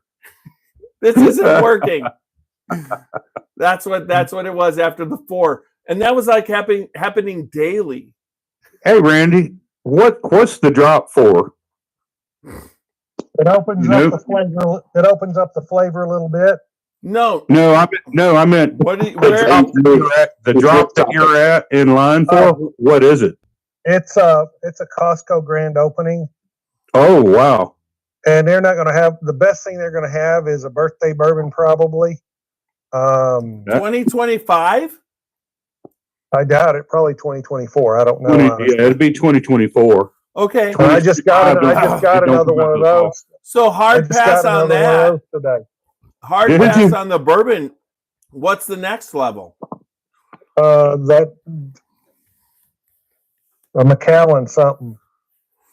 So it's really not worth staying for, but I'm already here. I've been Macallan 23-year-old. Or I can look. Give me a second. I'll try to look it up. Can you hear me still? Yeah. Yeah. Hey, Okay. if it's a Macallan 23-year-old, pick that motherfucker up and we'll do a Suits podcast from your room in Kentucky Bourbon Festival. Are you gonna pay for it? For what? Yeah, because I guarantee you it's gonna be about $1,300 bottle. So that would make the we should all go in. What? We should just all go in. It would be fine. Let me find. It's just a little over, right? That That's a 3.5 ounce pour. yeah. You're Dalton. incorrect. That's definitely like a 1.5 ounce pour. Oh my god! Oh no, Knobs, he's correct. No. I think life is called you Knobs. a 1.5 ounce pour.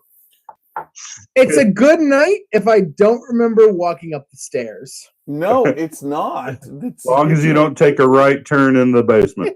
Yeah. So does everybody remember the Muppet that's the blue eagle and the face that he Yeah.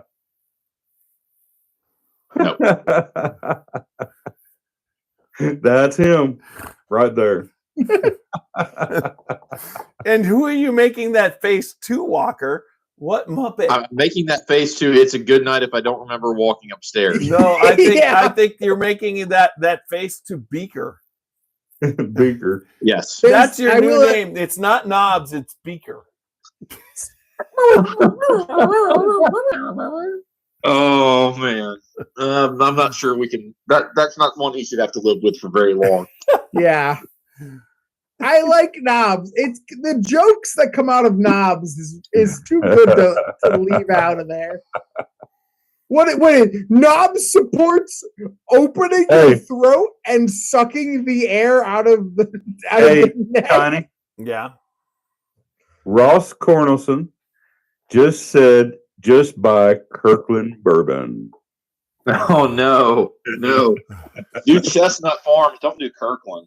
Yeah, Good but Lord. Ross, tell Ross that we need to get him on the You can podcast. tell him he's on here. Ross, we need you on the podcast. I was writing a list of everybody I needed to contact to get on the podcast. We need to come down and do another podcast.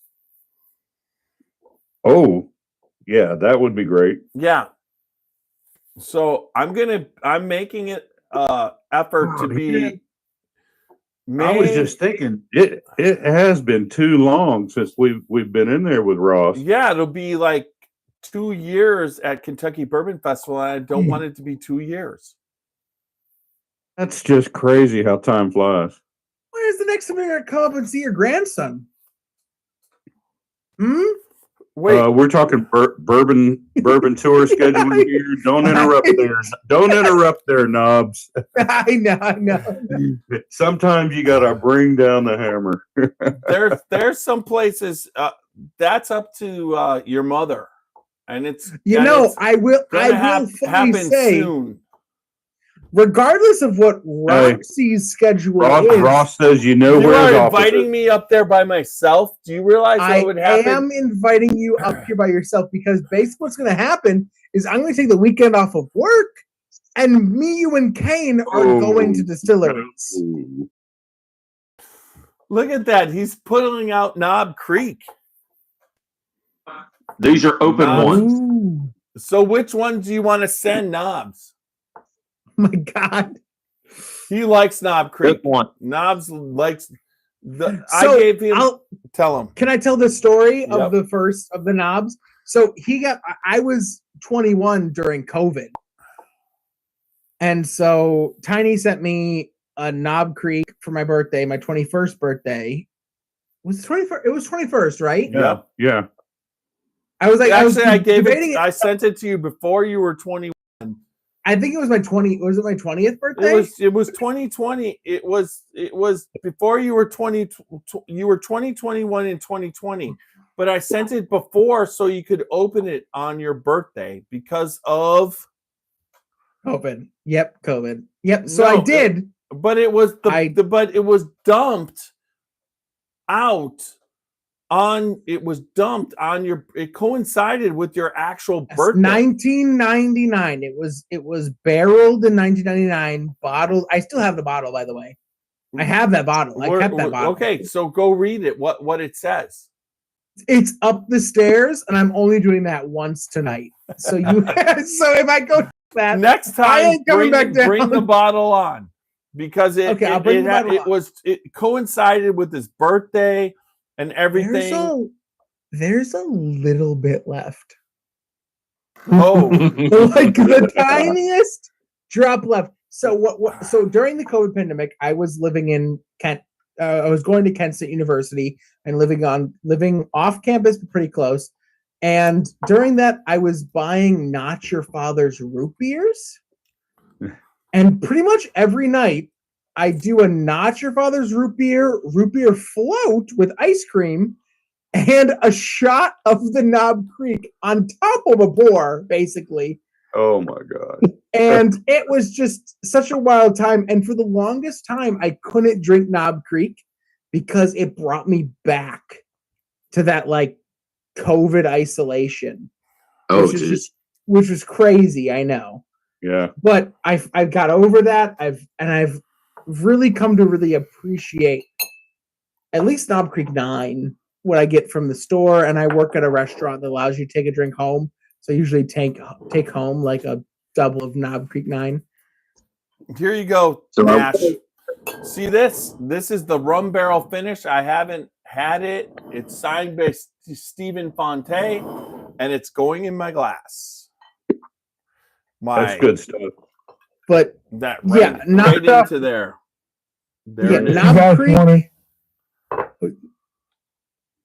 If y'all want to know what they've got, they're going to have a Calumet 17 year for $339. I'm not sure that's worth getting. Yeah, it's in a decanter. It's like a box. It's in a box with this special decanter. It looks like it's like 4th of July fireworks bottle. But is it worth that kind of money? I'm not a huge Calumet Farms. I'm not a huge Calumet. Oh wait. Calumet Farms 14 that Super Nash shipped up to me. If it tastes like that Calumet 14, I would be like, boom, I'm there. I'll pay $300 for the whole thing. But it was if it was like Calumet 15, I'd be like, suck a dick. I have no way to know without mine. So unless you can read up on it and text me, because I'll be up all night. They got Widow Jane 13 for 107.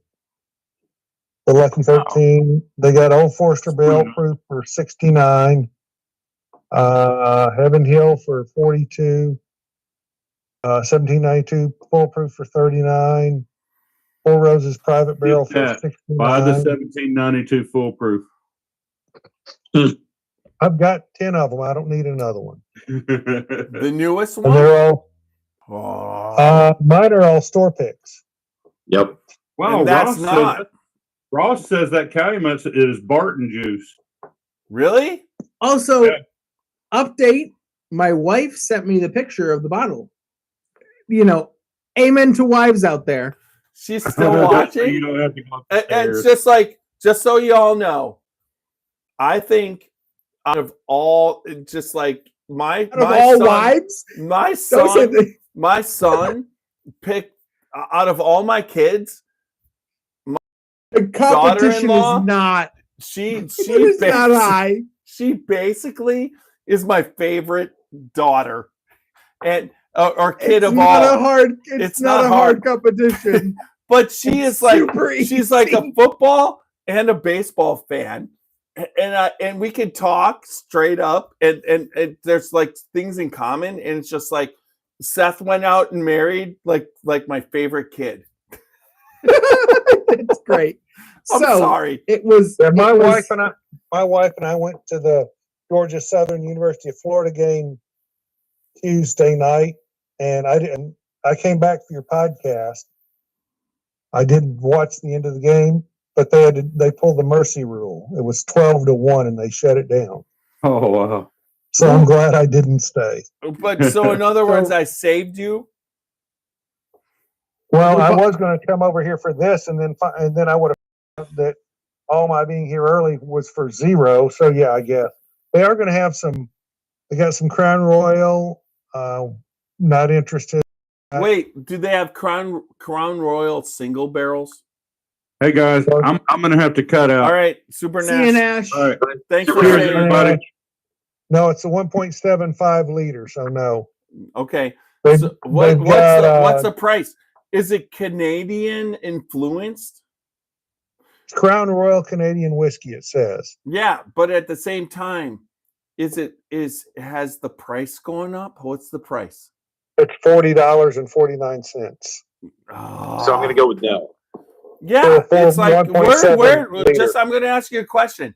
Where the fuck are the tariffs? They haven't hit yet. No, They're because paused. but why have we been there's a 90-day pause in the tariffs. obviously, but at the same time, when you hear the other side do their shit, it's just like you're full of shit. That's not how tariffs work. There's 90-day pauses. There's all this stuff. It doesn't happen instantaneously. Let me the choice. Yeah, let me talk about. Let me quickly bring up the bottle. They got Jack 10 for $75. What? Jack Daniel's 10 for $75. I can get a 10 for MSRP here on Saturday. It's probably about that same price. So, okay, wait. Very quickly. Warehouse, WX. Floor, F03. Rick, R051. It was barreled on 2/24/2004 when I was 5. And it was selected on 1/28/2019. His birthday. So you bought it so I turned 21 on 2020. So it was a year, it was selected a year before I was born. Or the year before my 21st. But it was selected, that barrel was selected on his birthday. Yes. And it also was 120 proof, which is great. It's great for a 21-year-old. But that was the barrel. That was the whiskey. He's a young kid and he liked gin. And that was where it was like it opened his mind up to that whiskey could be good. Then I've educated him, and now the William Dalton barrel pick. The William Dalton did sell it. It basically has said that barrel pick that we did, Walker, that you were on, that has converted my son, who is now known as Knobs, is converted Knobs into a gin lover to liking bourbon more. That's not a good thing. I weigh like 20 pounds more than I did before bourbon. But the whiskey being aged in a bourbon barrel and filtered is so much better for your liver. Sure, which I did have liver problems a little bit ago. COVID apparently just attacks a random organ in your body at any time, and it attacked my liver. It attacks one of the key organs that filters out things: kidneys, liver, that sort of thing. Mm-hmm. But did your dad tell you about that barrel pick? What I said to him when we picked that one? What was it? No, he didn't. He didn't. So we had been picking barrels. I'd never been on a barrel pick before. If you can imagine trying 12 barrels at barrel strength, and that was the 12th one. Oh, God. I love you, Walker. I love you, brother. What I told him was that whiskey woke me up because we'd been drinking, and we were trying different things that were kind of melding together or blending together. And I said, whoa, what is that? What is that? Can we have that one, please? Can we do that one too? Hey, Walker. So you're 100% on board for this May 9th through the 11th, right? So here's the schedule. 11 o'clock at Patoka Lake, which is Old Homestead. We got to meet up there. We're going to do a podcast with Alan and Jolie. Then we're going to decide what we're going to do afterwards, whether we're going to hang at Old Homestead or we're going to go to Starlight and then to Whiskey Thief. No, not Whiskey Thief. We're going to go to Amore for your party, okay? So then once we're done at Amore, we got to get back to Patoka because I'm going to use the credit there at Patoka Lake. And Randy, It's for a double queen. So you're invited to come along back to Patoka. You're invited for everything. So if you want to be there for the podcast and help out and everything, that's fine. But then we're going to meet at Amore, but we might go to Starlight in between. Then the next morning, we're going to head over to the Spirit of French Lick in the morning and meet up with them. And then we're going to head back to Louisville. So, Walker, on Saturday night, book the Brown. Okay. Because we're going to hang with Mark Carter and Christy on Saturday afternoon. Then Sunday morning, we're going to hang out with Randy and Kate for some breakfast. We're going to meet up at Whiskey Thief in Louisville. And then that's where we finished off. Okay. I don't think I can get off work at 11 on Friday, or at the time that I would have to leave to get to there at 11. I can be there in the early afternoon, probably somewhere between 4 and 5, but I got to talk to my boss first. Can you be there at 11, Randy? Yes. Okay. I will come up on the 8th. I'll head that direction. Okay. How far is it from Louisville? Hour. Yeah, it shouldn't be a problem. Patoka Lake is an hour from Louisville. And, well, actually, it's probably about 45 from Louisville. And then I believe French Lick's an hour from Louisville, right? If I'm not mistaken, Walker, you know that. I think that's close to that. I have to time another 45 minutes away, so I think that's correct. So just when you can, head that way. And then we'll see. I'll bring Jolie and Andy's bottle that I promised them. I meant to get it up there for Christmas, but I'm late. When you're giving out free whiskey, it's never late. So that's the schedule for that. I may end up having to head back after Saturday afternoon because Sunday's Mother's Day. If I can get her to fly, if I can fly her up Sunday, I'll do that, or either Sunday or Saturday afternoon. Saturday night, I mean. But otherwise, I'll probably drive back all night long. Okay. And Walker, you're there with me, right? Yes. At the Brown? Yes. Yeah, I'm going to cash in staying at Patoka Lake from the last time we were there. And Jolie wants to see you. All right. So I'm drinking this, Seth, and it's Yellowstone rum barrel finished. So, pardon my French, but I'm fucked. I'm fucked too. I'm gone. You saw this bottle was basically full when I came in.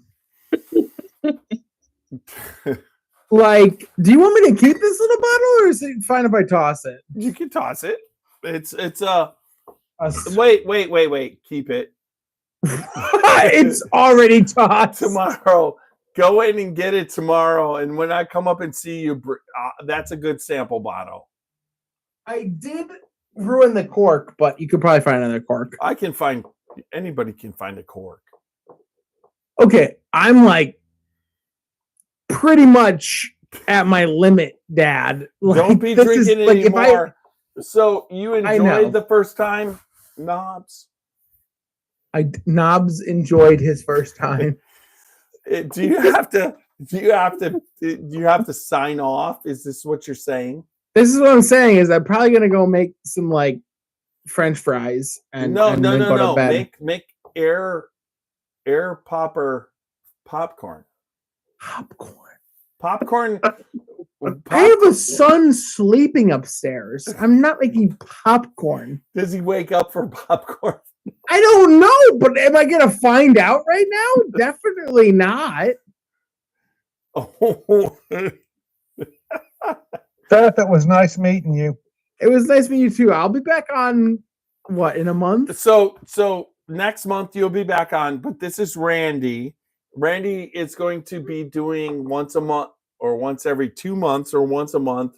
We're going to be doing he's able to bring in worldly whiskeys, and that leads to us being the third whiskey podcast in the world because we don't stick to bourbon, and he's going to take it to another level. And when he gets us some scotches, like what was it, McCullum 13? Macallan 13, we've got plenty of that kind of stuff. 23. 23 out. I will say, but Macallan 18 is a pretty good one, though. If you have that, I'm going to bring in the Scotch expert, Martin Duffy. Well, I've got Belvini 21, which is a $300 bottle, and it's good. I like Scotch too.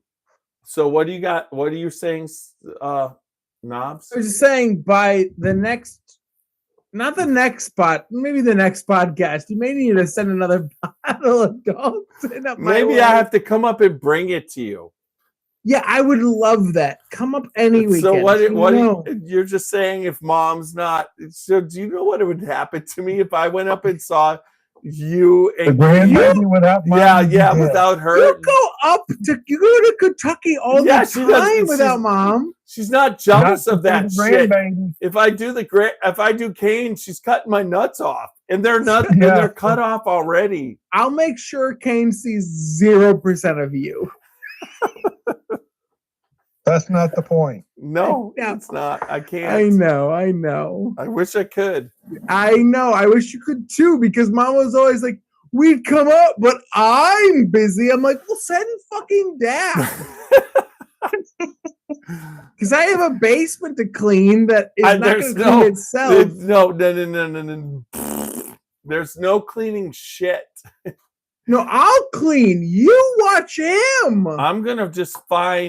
I'll just find the good bourbon bar in the area. You have not checked out Archie's, the country store down the street, owned by two very Indian men that speak very little English. Randy. Cartel. Randy. Yeah. Yes. You know that sounds intriguing, doesn't it? Randy's like just going, there's a deal to be made. And you know what?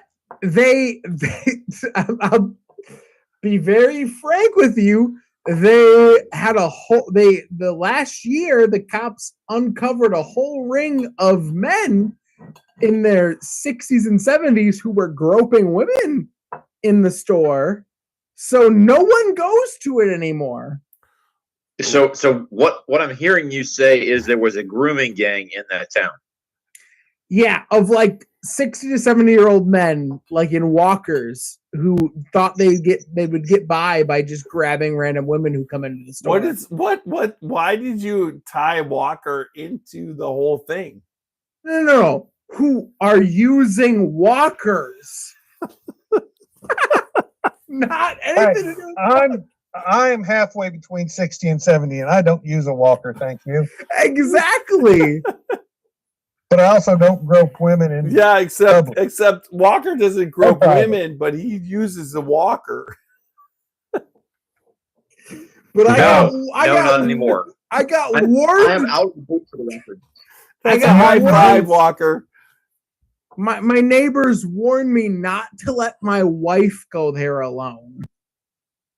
So, because they grope women because they get grabbed. Yeah. Jeff, Walker knows this, but I was shopping yesterday. I was just killing time. Damn, Walker. Looking around, and I found this store that had some single rick house F. They had a Wild sticker on it. turkey. Yeah. No, Russell's. Russell's Reserve. Yeah, wild Russell's turkey. Reserve. Right. That's their product. Yes. Yeah. And they had a sticker on it of $4.89. It was crazy high because it's, it's a typical museum type store. I walked out with 2 bottles in my hand for $640 cash. Nice. Basically, I ended up getting it at MSRP.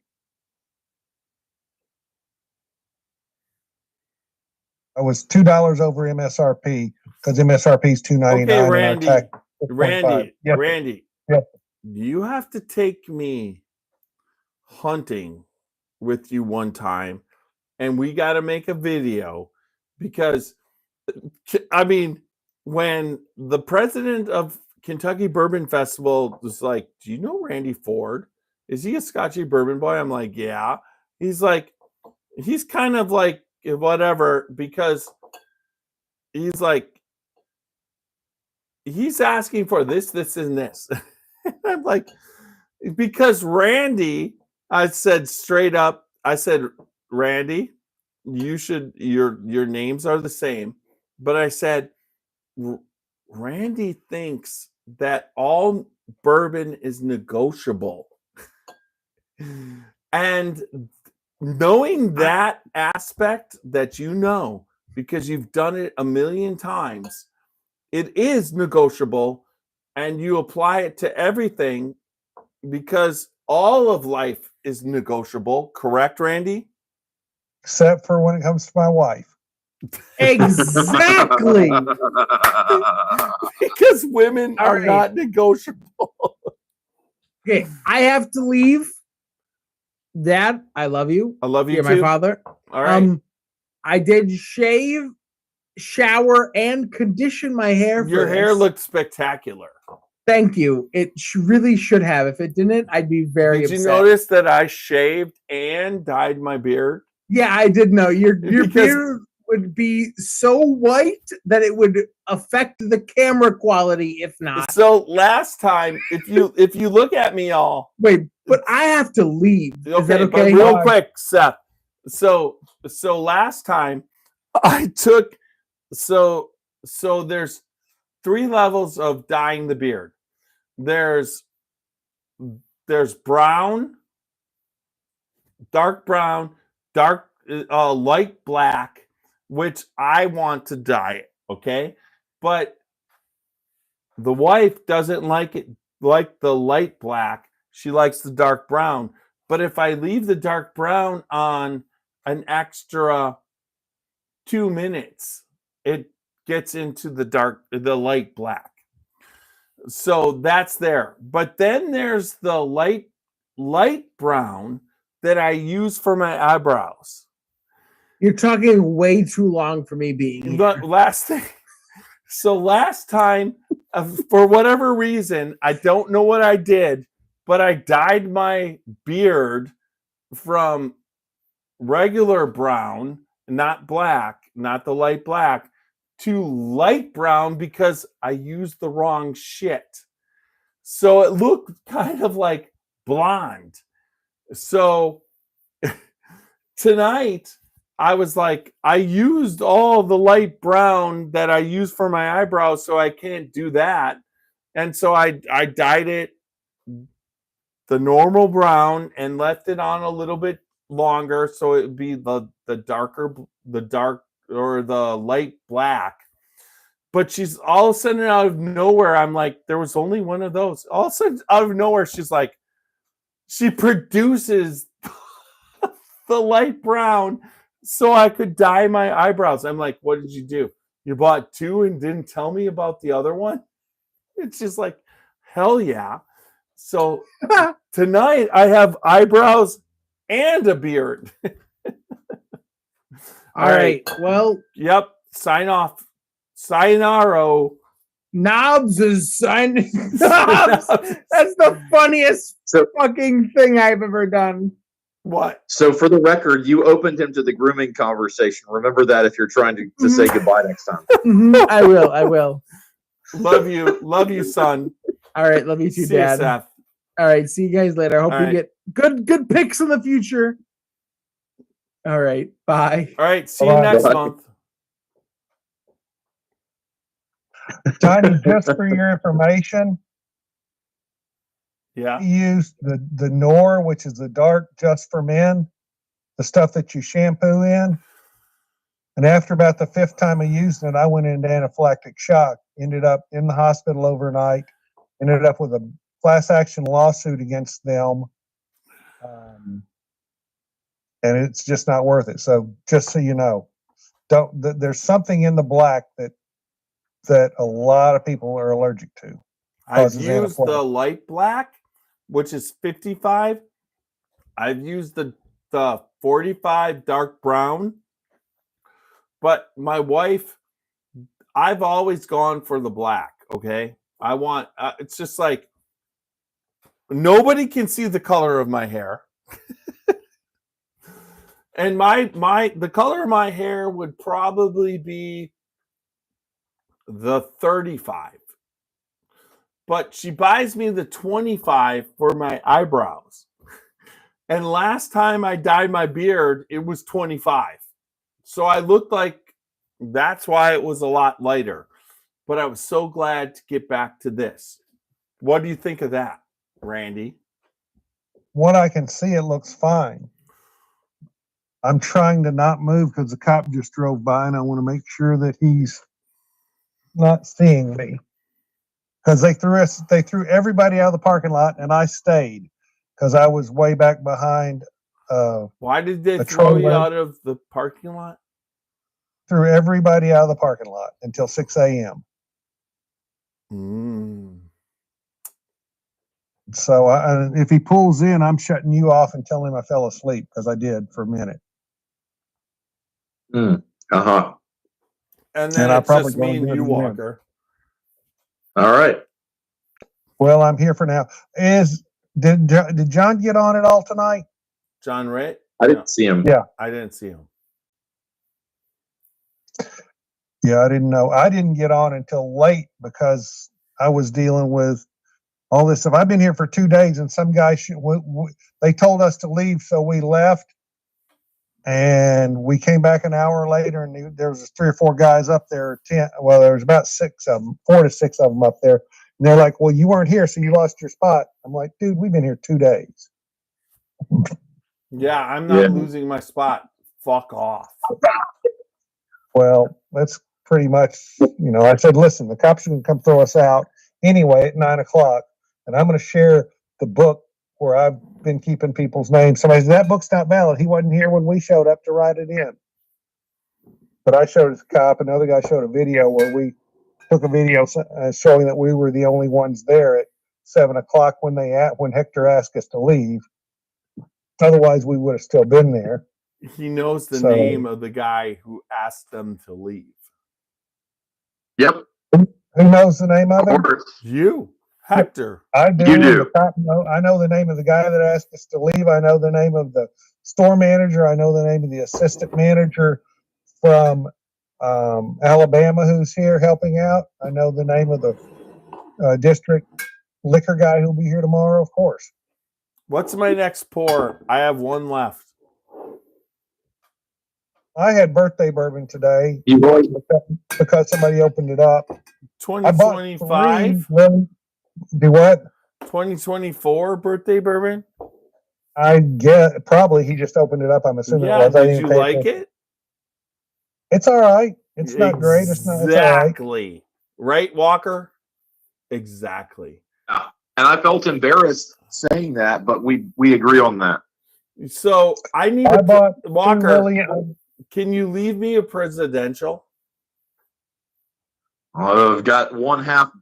I've got 3/4 bottle left. I wasn't going to leave anything of that. I can leave you something else, but that one. What I can do is I can definitely leave you a sample. Samples And are then I'm good. going to leave you some other stuff. I picked up 3 bottles of Lily and Bean is our stuff. Your stuff, right?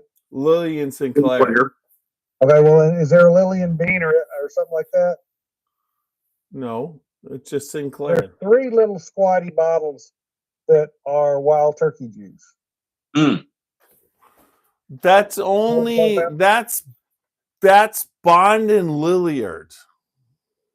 I picked up 3 bottles of that. Where? Down here they were on sale for $39.99, and I said, "Can I get $5 off each bottle?" And he called his boss. He said, "Sure." So I got them for $34.99 each. This?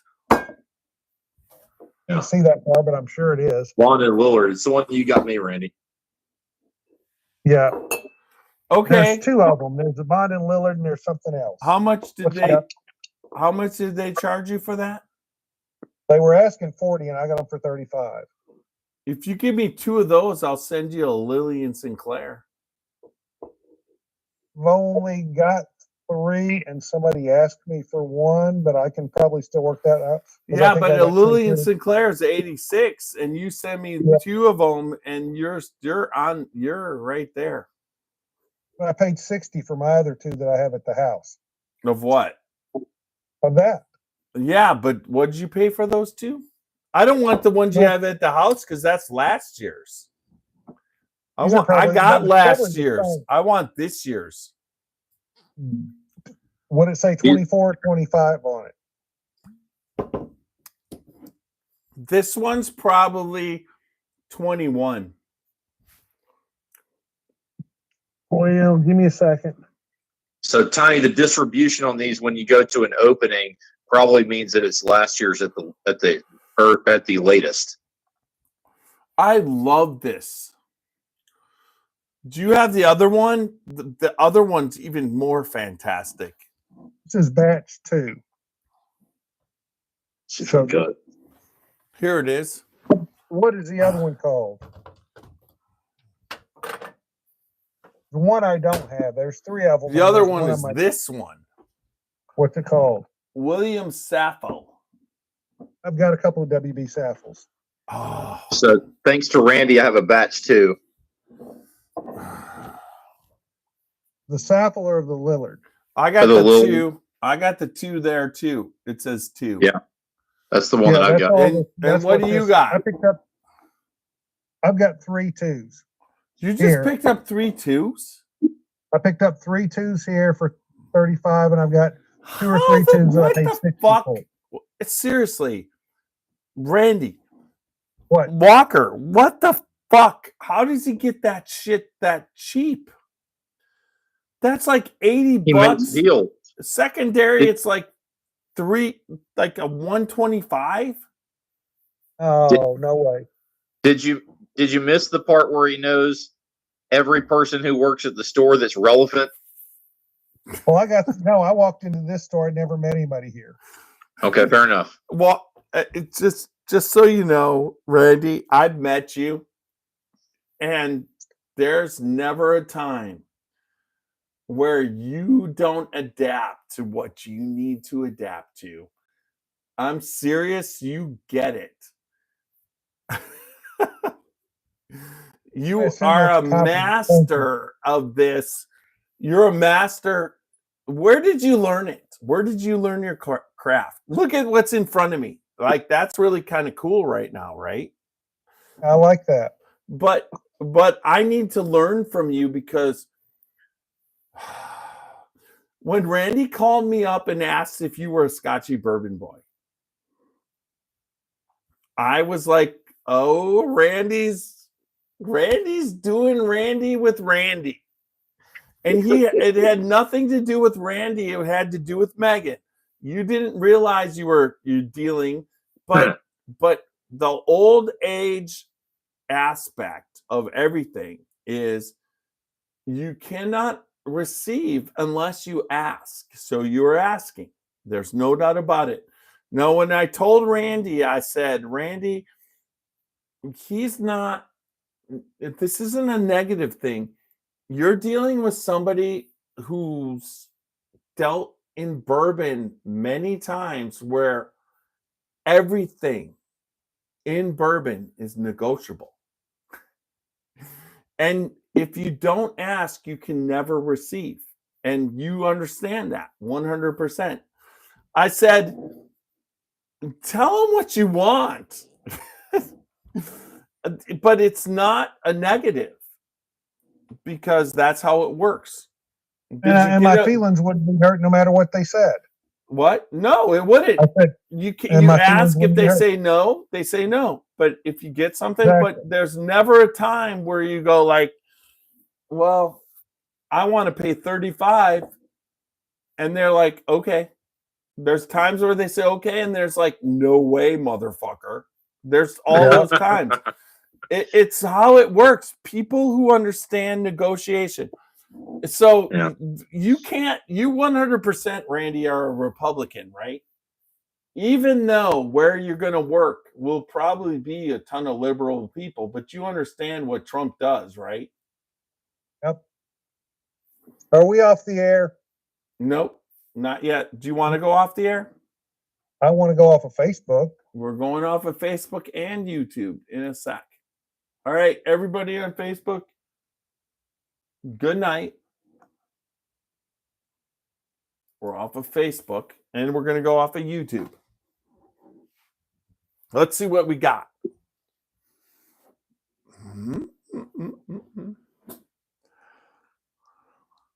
Good night, everybody on YouTube. I have no idea. You know, Walker, you're not translating on YouTube.